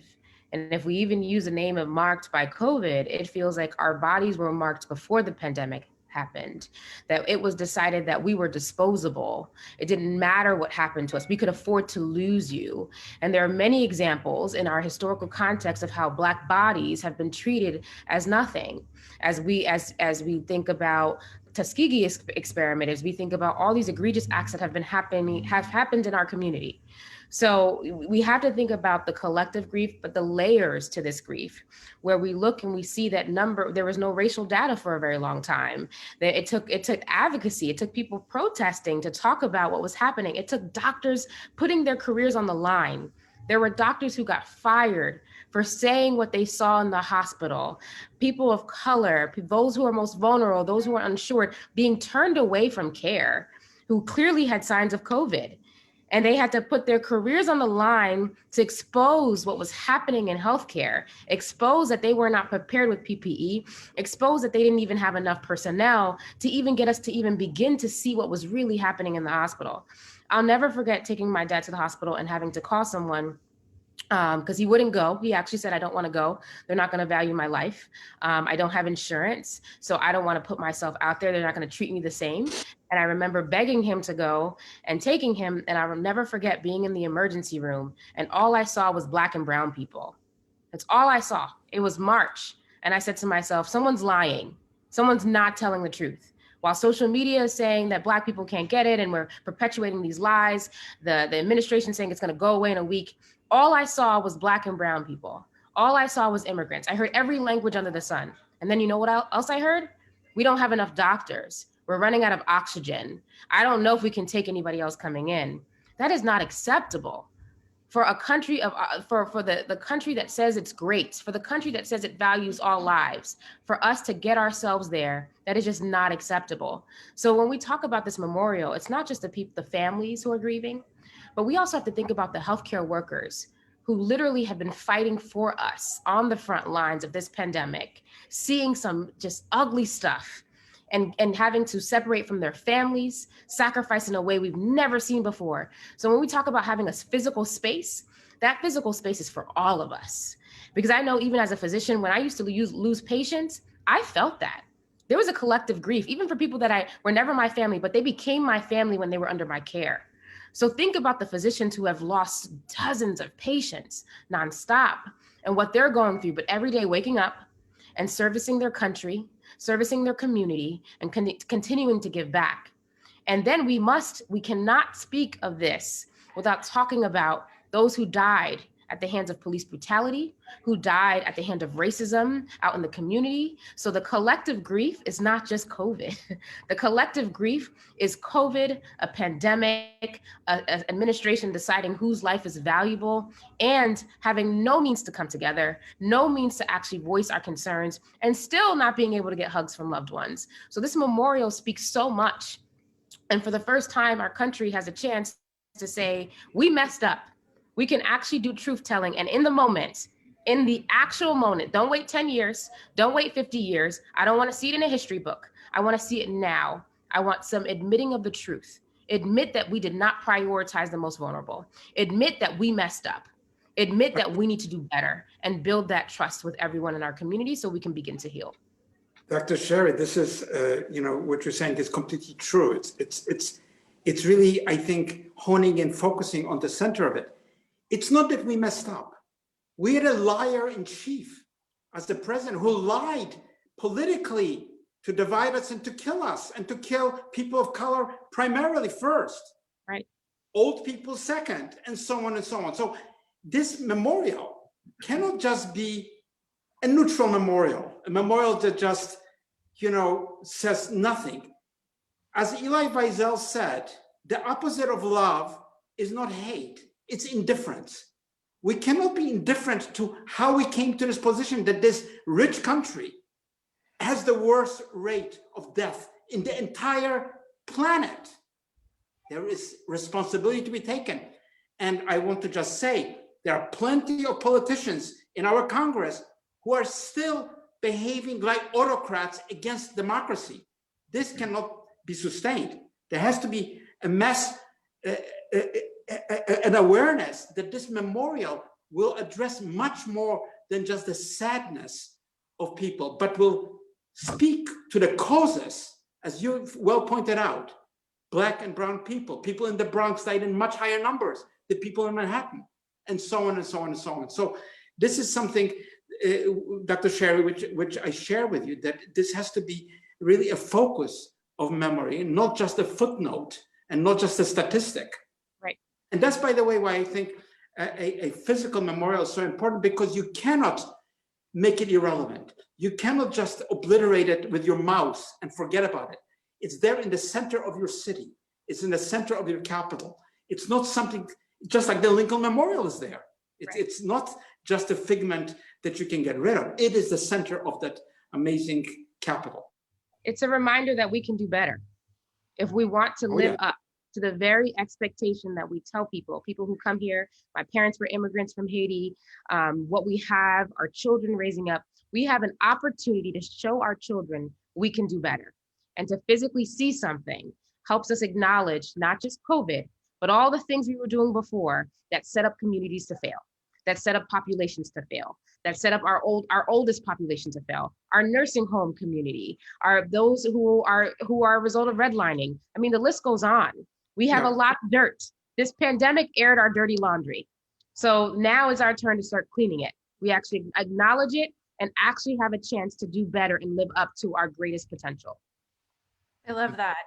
And I would love to bring James in on this, because I know that weaving in and centering justice to actually the memorial space is something that you're currently working on in some of the spaces that you have been involved in. And I'd love to hear from you, how do we go about ensuring, in the way that I call it, we don't have the Christopher Columbus version of COVID shared, and that, he sailed the ocean blue and broke bread with the native people. No, I want the story of this country was founded on stolen land with 400 years of free labor, so that we can ensure that for next pandemics or next public health crises or the next crisis in general, we're able to actually deal with the realities and move forward with our eyes wide open.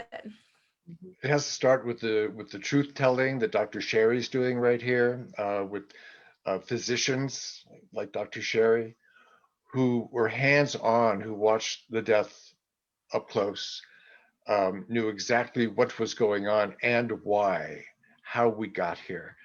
All of that truth needs to be told by scientists, needs to be told by social scientists, by artists, by everyone. And it brings me back to those funny chat questions I kept seeing come up over the last couple of hours. So people asking, so wait, why haven't we had this national memorial reckoning before? Why is it happening only now? And in looking for the answer, I could only come up with very disturbing, horrible answers, that it would be perverse for this administration, still the present administration, that is directly in many ways responsible for the horrible numbers of this pandemic in this country, to remember those it is responsible for letting go. Countries have never been very good about remembering their own victims. We don't have slave memorials on the mall. We don't even have a pebble there remembering the Middle Passage. Germany went to a lot of work to figure out how to get its national memorial to the Holocaust or Europe's murdered Jews together. Brian Stevenson, God bless his heart, has created the memorial, the Equal Justice Initiative Memorial in Montgomery to the victims of lynching, to race terror in this country, hoping that memory, in fact, leads not just to itself, but leads to justice. And he, in this design of the memorial in Montgomery, every county where somebody was lynched needs to go back and claim the Stele, the big corton steel monument that they have waiting for them in Montgomery. And so if you see that monument in Montgomery with the county's name on it, lying there just outside the Central Memorial, you know that that county has not owned that lynching, does not own memory of those killed and right in its midst. And this is kind of where we are now. It's taken a new administration to open that space. They will claim responsibility for the government inaction.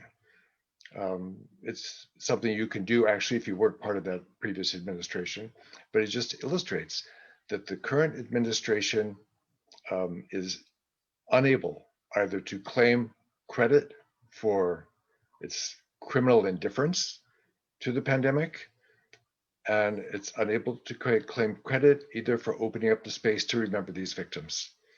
It owns neither, and this is why we have to. I think the reckoning will come. Somebody said, I think maybe one of the ancient Greeks, truth is the daughter of time. You cannot kill truth. You can lie for a while. I lived under communism. They lied to us all the time. They lied and they told us falsehoods all the time.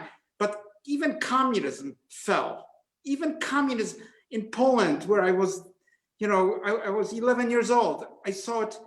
It didn't fall then. We left. Luckily, we were able to leave. But ultimately, it fell. You can't sustain it. And this government, with what it had done to people in this country, people of color, people who are older, people who are deprived of healthcare, people who are deprived of justice, it will have to take responsibility and be responsible. In many ways, I think criminally responsible. And by the way, I'm building a memorial to the Holocaust in Holland, in Amsterdam. And there were more than 106,000 Jews who were murdered in Holland during the Holocaust. And I'm creating, it's in construction, a memorial where every name is there. So I believe it cannot be just a general memorial, just speaks about the tragedy and the trauma of hundreds of thousands of people who died without any reason. It has to really name each person and in a way be able to somehow tell a story of these people. Dr. Sherry mentioned your mother and your father. It's a story in itself. They were immigrants. They came to this country just like my parents.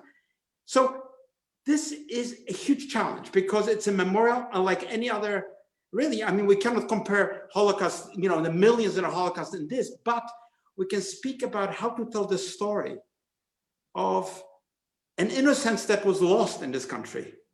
This country, the mythology, the innocence that everything was just fine and everything was good.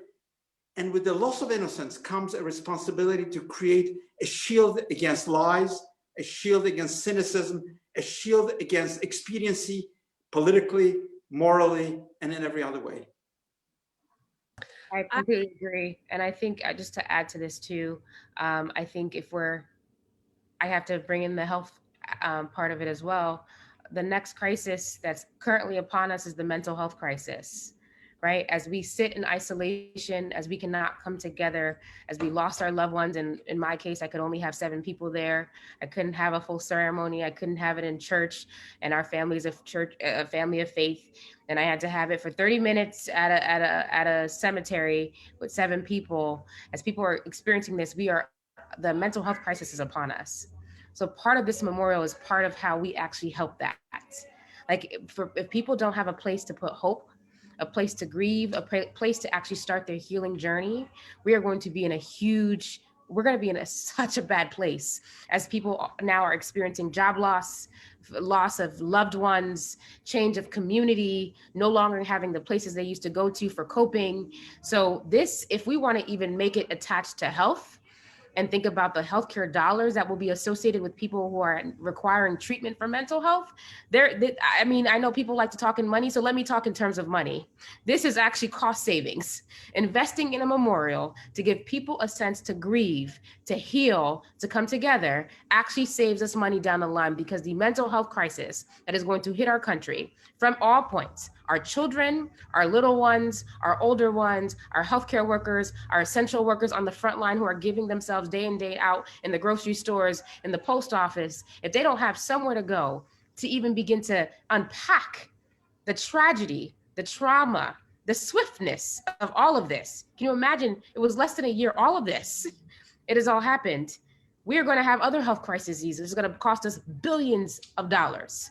So if we want to talk in terms of money, it is to our benefit to actually invest in this memorial just to help us all heal and really begin to just get through this, because we are all depressed. We are all grieving. We are all dealing with anxiety. I even remember myself, I had symptoms of Ptsd. I remember the first time going to the store after losing my parents. I walked around in Target like over and over, couldn't remember what I was there for, that I lost my memory because it was so traumatic. It's as if it's equivalent to the soldiers who are in war, who are on the front lines. We have to think of it in such grave terms, because that's what it is. That's exactly what this is. Literally for our healthcare workers, for everyone, it's that traumatic. So this memorial allows us to start to deal with that trauma collectively, so we can collectively grieve and deal with the points of justice, because you can't get healing without justice either. So there's just so much to why this is so necessary and so pressing. I don't need this in 5 years. We need this now. Well, you just defined what a memorial is, because we don't have to be doctors to know that repressing a trauma doesn't solve the problem. On the contrary, it creates more anxiety and more problems and more violence. So we have to think how to bring this memory to concreteness, not just in one place, but in the communities and in the places where the life of Americans, of citizens of this country were lost and why they were lost. And I think that has to be also an educational tool. It cannot be just looking into the past. I think you said correctly that there has to be hope built into it, a vision of something that really binds us together across all these divides and makes us who we think we are, which is people who share an idea of a better world. And I think this is not a minor topic, but what you when you talked about trauma and a mental health crisis, there will be many other crises as a result of not addressing this issue in communities and in places where it actually happened. And yes, I think it's a pressing, not only challenging, but very urgent and it's not some futuristic utopia of thinking about some do-gooders, but how do we address it now when people are in their need and lonely and alone? Right. And that's exactly, I think, for those who are, the communities who are crushed by the people they will never see again. It's only by action. I agree that action bias that we all have is so essential. And I'm just looking at the chat here and want to just share with you all that we are getting so much positive feedback. I've seen multiple people say that this panel is on fire. They're giving snaps to everyone here, expressing gratitude. I mean, what we're saying is resonating. And I just wanted to kind of focus us on that for a moment, because also I'm starting to get the sense from folks, and I know we need to wind down soon, of just, where do we go from here? What would we like to see the Biden administration, accomplish over the course of their first year in office? How do we stay involved and engaged? And I want to hear from all of you, but I'm first just going to say this team right here, plus everyone else, but this panel, I'm not letting you go. We're doing this again. All right? Pinky swear. I'm definitely down. I think I agree with you. I think there's so much power here, and a lot of power can allow us to do and put ideas forth for other people. I think we're just speaking for so many people who can't speak for themselves. Yeah, and that's what that's what memory, true celebration of memory is to give a voice to those who don't have the voice, to those who have been silenced by death or by neglect or by injustice. And by giving them a voice, that's what a memorial really is. And I think there's a lot to be done. I mean, James knows a lot about it because he was on the organizing end of many of these efforts to create national memorials. But I only want to say that it's not something impossible. We know the path. It's in the beginning a lonely path. But if you have even one or two or three friends, and we have here already not a large number of friends, I think we can do what people now think is impossible, which is to declare that this COVID epidemic was not innocent, that this pandemic was political poison to those who perished, many of whom believed in this government, that this pandemic had a political motive to kill us, and to create a memorial, which is not just a gentle, neutral memorial, but a memorial that awakens future generations to their responsibility as citizens of this country. I think that's the responsibility for this memorial. Kristin, can I jump in for 1 sec? Sure, Brad. I have to just put my voice in right now. Daniel, thank you so much for what you're saying, and all of you, because honestly, as you're talking, I just was looking through photos. I'm just going to pull up something really, really briefly, and I put this up. This is my grandma, who's turning 100 years old this Monday. She was a prisoner. She grew up in Poland. She was a prisoner in Auschwitz. On the right is a picture of her when she was 99 this past year at the National Holocaust Museum in Washington, D.C., where we took her because she was honored there from L.A. to D.C. And there she is with her sister, her younger sister, both of whom survived Auschwitz, holding candles, being memorialized, and while they're still alive, honoring life. But this place for her was so powerful. And when I see, I'm gonna stop sharing, but when I see, this breach of the Capitol, and we see Camp Auschwitz on people's shirts, and then we think that people during this moment in time right now, I saw in the chat, are deniers. It didn't take hundreds of years for people to deny that this happened. It didn't take 50 years. It didn't take 30 years. It's happening in real time. There's deniers of what's happening in reality right now while we're living it. And so when I think about this idea of memorialization, it's like, it's for our memories, but it's also for history. And this idea in the Holocaust memorials that you're creating, which I'm so grateful, honestly, to be in the presence of all of the people on this panel, never forget. That's the phrase that people say, never forget. And it's so important because you can see how easy, it's both easy to forget and people actually do it actively. And so we need to really put that stake in the ground so we can remember Kristin's dad, and we can remember Sherry, Dr. Sherry, your parents, and not just remember your parents, but remember that this actually happened. And therefore, maybe that has the power to help us, not have it happen again. And when I think about, what ReImagine's contribution's been, and what we've said, and I'm so grateful for this panel again, because we're talking about this at a national level, where it needs to be on a national scale. But in lieu of that, and it's like we felt powerless. So what do? It's like, what does it mean to personally memorialize? How can we do it in our homes, in our communities, from a grassroots perspective? That's why, we've put together over 1,000 events in the last few weeks to try to help people in spaces like this do what we can with the limited resources that we have. And so I'm curious for you, all of you here, is what is your advice for people at home right now listening to this? It's like we want to sign a petition. We want to follow you. We want to help put our names where it needs to be. But what can we do in our homes right now to make a statement on a personal level, to keep this, to never forget? Maybe you could share some light on that, but thank you so much. I would offer thinking of the memorial as having already begun in this day and in these events, in this activity, and in this conversation. So the memorial is something in its longue durée, and its longue durée includes this moment. And this was my advice to the initiators of the 9/11 memorial. So that it's already begun. Nobody's going to tell you what to make, and it's not going to end when the thing is finally built. This is already the memorial. Think of it, the memorial in its stages, and in its stages, it's already begun. So this kind of work, this conversation, the reaching out and understanding that a memorial that kind of culminates in itself only is absolutely a failure. We must not make memorial building a substitute for action, but we make it a spur to action, an inspiration to action.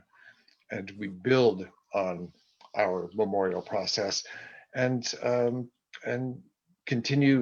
The contemporary generation memorial designers in particular is really obsessed with this notion that what they're doing must never be regarded as a substitute, for acting on the basis of this memory. Well, I agree, and I think the memorial, as James said, it has begun because we are here, and there are many other people who have been thinking about it and praying for it, and in their silent voices, there is a power also because they are not forgetting. So, to me, the nature of the memorial has to be radical enough to include in it the entire picture of why it is being built, what it is about, who is it addressing. What is its mission to do? It's not only never forget, because we say that, but we see Holocaust deniers, we see criminals, we see people spraying, swastikas on synagogues and killing people in synagogues. So people don't all learn, but if the majority of people are brought together to the center of memory, we can say that we have to believe that humanity is better than its evil leaders. And I think we have to remember that we're still in a pandemic. It's not over, right? That's right. So what better way to honor the life of my parents, the life of Kristin's dad, the life of so many people on this call, than to take this pandemic seriously, than to actually get our act together and do this right? What better way than to get us to whatever our new normal looks like at the best, most efficient, and most productive way possible, right? Because I think when we talk about memorial, creating a memorial, I don't need it to be there just so we can think about the lives we lost, but then we continue to do the same thing over in an ongoing pandemic that we have right now. It needs to be a constant memory that we need to do it right. And we have a chance in the middle of a pandemic, as we're distributing vaccines that have not been distributed equity, as we're not building community, as we're not building trust, we have a chance to remind ourselves how a previous administration messed up and intentionally messed up. And moving forward, as we build this memorial to talk about justice, to talk about healing, actively, justly, equitably, think about how we get through this pandemic together. And on that note, think about the families and the children who are left with no parents, the children who think about how we create a life for them that lets them know that they matter. So they're not struggling. They're not thinking about how they're going to pay for school, because there are kids who are orphans now because they lost both parents. So we have to think about it in terms of, yes, we're going to honor the families and show respect to that. But people are still dying. Black people are still dying disproportionately. Vulnerable populations are still dying disproportionately. People in the nursing homes are still dying, haven't gotten the things that they need. People still don't have PPE in certain areas, right? So there's still so much that has to be done. So if there's anything that people can do who are on here is to say, let me take this seriously. Let me sound the alarm for those who are denying this happened. Let me stop, because I just saw the pain of so many people in this event that shows that this is real. People have died. They have lost loved ones, and we need to do this right now. You know, Dr. Sherry, in the middle of the Holocaust, when the Lodz ghetto was being liquidated and everybody was being murdered, there was a group of people who were writing down what was happening and burying it deep in the ground.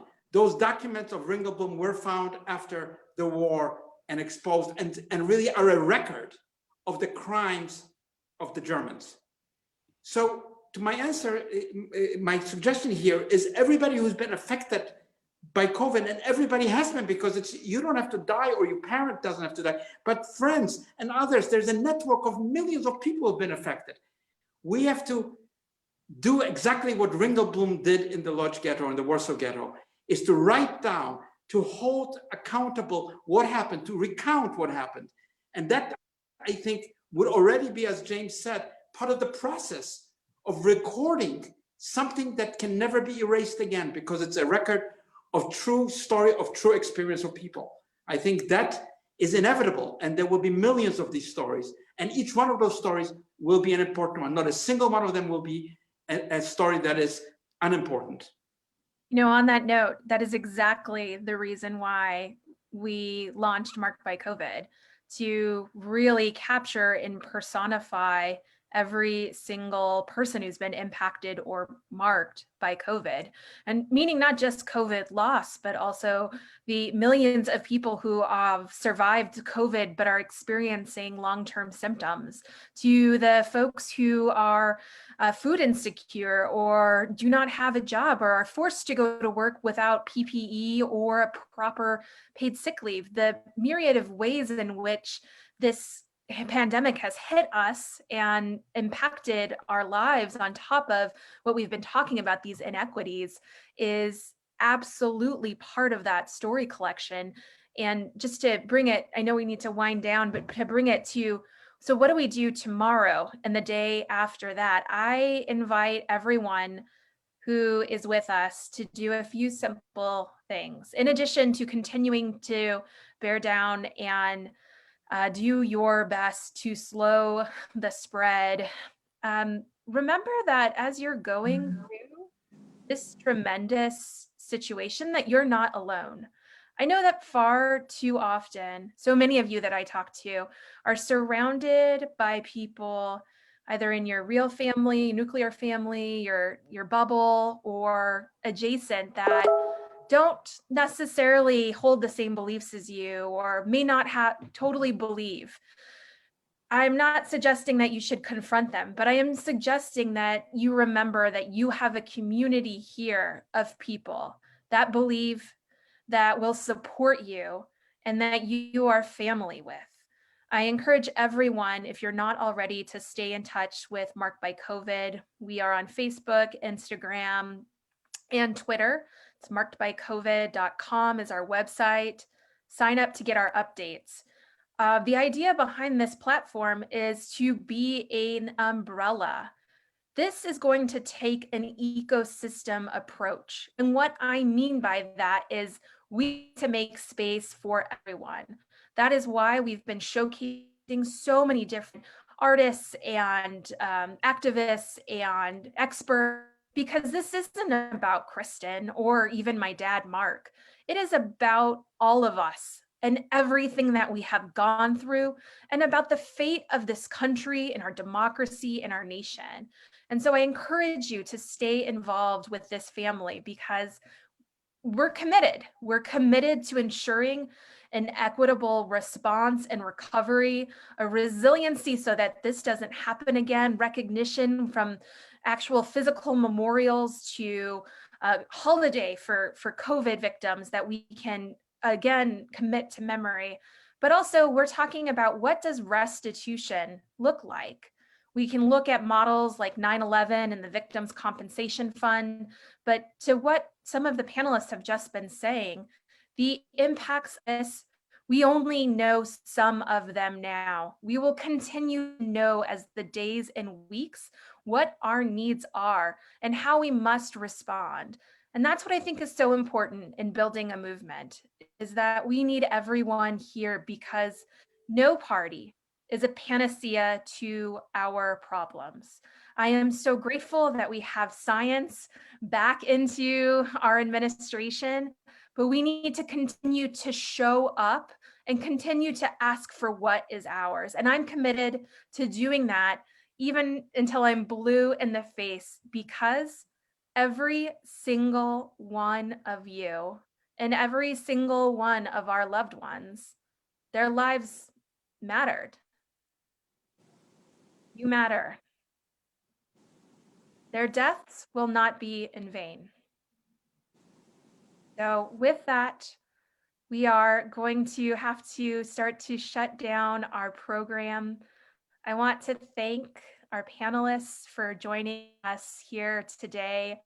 I'm going to keep hounding you until we can do something additional to follow up on this. I want to thank everyone who showed up and participated today, and also Brad, final words from you as well. Thank you, Kristin, and thank you everyone on this panel. I want to do what I typically like to do, is I see a hand in the audience raised. And I love the idea of just elevating someone from the community to be part of this conversation. And I'll just you take a chance on Linda Hartman. I see your hand raised. Linda, what do you have to share with us today?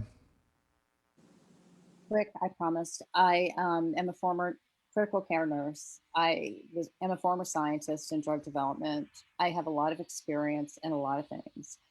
Right now, I am a president of a writing club.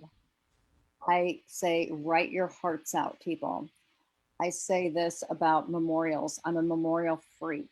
And I think that what they do with Auschwitz is, in Poland, the children who are in the 7th grade, it's mandatory for them to go there. When they reach the 12th grade, it is mandatory for them to go again. They are not allowed to forget what happened. I think something like that in this country for COVID and for other memorials, like you're talking about this lynching memorial thing, it is a beautiful idea. It has to happen. You know, we have to acknowledge the horribleness in its horribleness and in its beauty when it gets better and we move on and show the beauty. One of the best ones I went to was in Japan, you know, in the atomic bomb, Nagasaki museum. They were fair to the Americans. I couldn't believe it, you know, but they showed the awful horribleness in a beautiful way.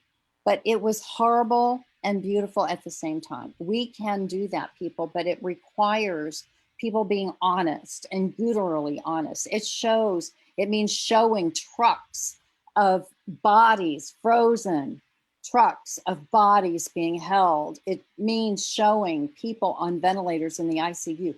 I used to have to walk people because people would say, yes, do everything to my loved one to keep them alive. They did not know what they're talking about. When you go walk through an ICU and you see what everything means, do you really want that done to your loved one who has no quality of life at 98 and no multi-system function left? Really? You want that to happen to them? You really don't. Thank you.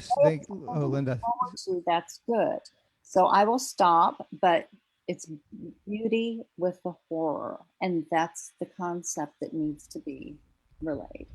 Thank you, Linda. For being here. We need more people of color to mix this up more. Beauty with the horror. Thank you.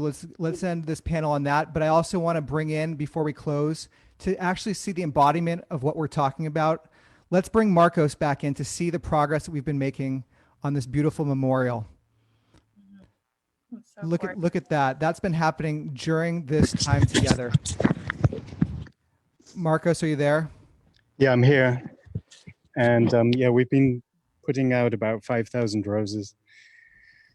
And we want to bring the full memorial to Washington, D.C. Next year for March the 1st, 2022. And basically, this is a type of memorial that everybody can participate in, everybody who's listening on Zoom. And it's a living memorial, it's a psychic memorial, it's like the AIDS quilt memorial. So if you feel that you would like to do something that's maybe not about brick and mortar, but something about the kind of living memory of friends and relatives who've passed away. And what I'd like to do is just finish by introducing Reverend Megan Holloway to finish our ceremony tonight at this memorial.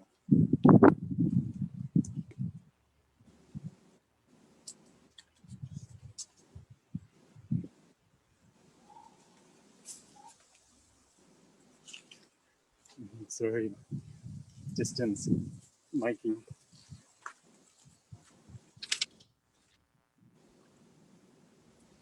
Please pray with me. O God, our strength and our Redeemer, we call you by many names and know you in countless ways. We bring before you all the sorrows this pandemic has caused us. Before you, O God, we bring the great fatigue of our healthcare workers, whose service has been long and often lonely. Before you, O God, we bring the anguish of our Black and Brown siblings whose communities have carried disproportionately the burdens of this pandemic. Before you, O God, we bring the deep frustration of those we call essential workers, but too often feel like expendable workers. God, you have knit us together in a common life, but this pandemic has shown us that our common life needs mending, and we need your grace to do that work. Great healer, we bring before you all those who have lost the ones they loved.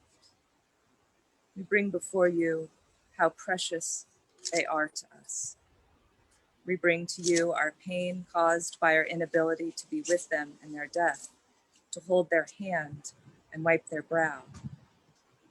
We bring before you the grief compounded by not being able to mourn our dead together with our traditional rites and customs. We bring before you the futures that we lost. And we bring before you those who have died from COVID-19, our parents and grandparents, our sisters and brothers, our partners and friends, knowing that even now you are doing more for them and for us than we can ask or imagine. Almighty God, we know that neither death nor life, nor rulers, nor things present, nor things to come, nor powers, nor height, nor depth, nor anything else in all creation can separate us from your love. And in your name, I ask your blessing upon the roses of the Rose River Memorial, that they may be to us a sign of the unending care and compassion available to us, a reminder that you have promised to never forget us, even as we strive to remember rightly. Amen. Amen. And so with that, I want to just announce, and Kristin, maybe you would like to announce this. Why don't you share what's coming up on March 1st? Yeah, so there's been some mentioning throughout the course of our afternoon together, March 1st. So what is March 1st? So many of you have already been involved with this, but we are calling on the federal government to declare March 1st as a COVID national holiday, in addition to asking for permanent memorials and other things. And so we are hosting our first grassroots COVID Memorial Day this March 1st. We already have over 50 people confirmed to do memorials either on their own with Rose River or with Christina and or with Hannah or others doing a variety of different memorials like you've seen today. So I encourage all of you who are interested to stay in touch, because we would love to help you think through how to bring a memorial to your community on March 1st. And the best way to do that is to stay in touch with the Marked by COVID by signing up for our email list at markedbycovid.com/sign up. So COVID Memorial Day, we already have over 50 events. I would love to expand this to even more. Thank you, Kristin. And with that, what I'm going to do is I'm going to invite Dr. Sherry. Are you still there? Yes, I'm still here. All right. We have a final prayer that we'll read, and maybe I'll kick it off with the first paragraph, and then Dr. Sherry, if you read the second, and then Kristin can conclude it with the third. And everyone at home, if you can read out loud at the same time, wherever you are, we can read this together. Our final intention and prayer for you today. Shelter us beneath your wings, divine presence of the universe. Guard us from all harmful things. Keep us safe throughout the night until we wake with morning's light. Sustain us, heal us, strengthen us, lift us up, and give us hope for tomorrows to come. May all beings everywhere be happy and free. May the thoughts, words, and actions of our own lives contribute in some way to that happiness, to that healing, and to that freedom for all. And with that, thank you so much for being here. Again, you can follow ReImagine. Email me, brad@letsreimagine.org, to be in touch with the thousands of events that are taking place all over the country and to participate in events just like today. And of course, follow Marked by COVID and Kristin. And thanks again to the staff, honestly, the dozens and dozens of people. I'm going to actually stop the screen share here and just say, if you're out there in the chat right now, you've made it through the end of a many-hour, probably the longest online memorial that I know of so far, at least that I've participated in. If you can share your gratitude for the different people who put this on, the speakers, the altar makers, Laura, the musician, the staff behind the scene, Ian doing the sound, and then also the ReImagine staff, the Marked by COVID staff. It goes on, really, to put this together today. It was CNN quality on your Zoom, and we actually felt something together. And beyond that, you know, we were here in community, and that's what, again, this is all about. It's a human thing. I think what this pandemic has showed us more than anything, and it's irony, I'm sure not lost on any of us. It shows us how we are all connected. And so we're connected here today to honor those that we love, to reimagine a better future together, and to continue to honor those whose memory will live on in our hearts and in our actions from today until the end of time. Thank you for being here. I'm going to let everyone unmute themselves. And when we unmute, let's all say the word love together collectively. And let's let that word love ring out in the echoes of Zoom lore. I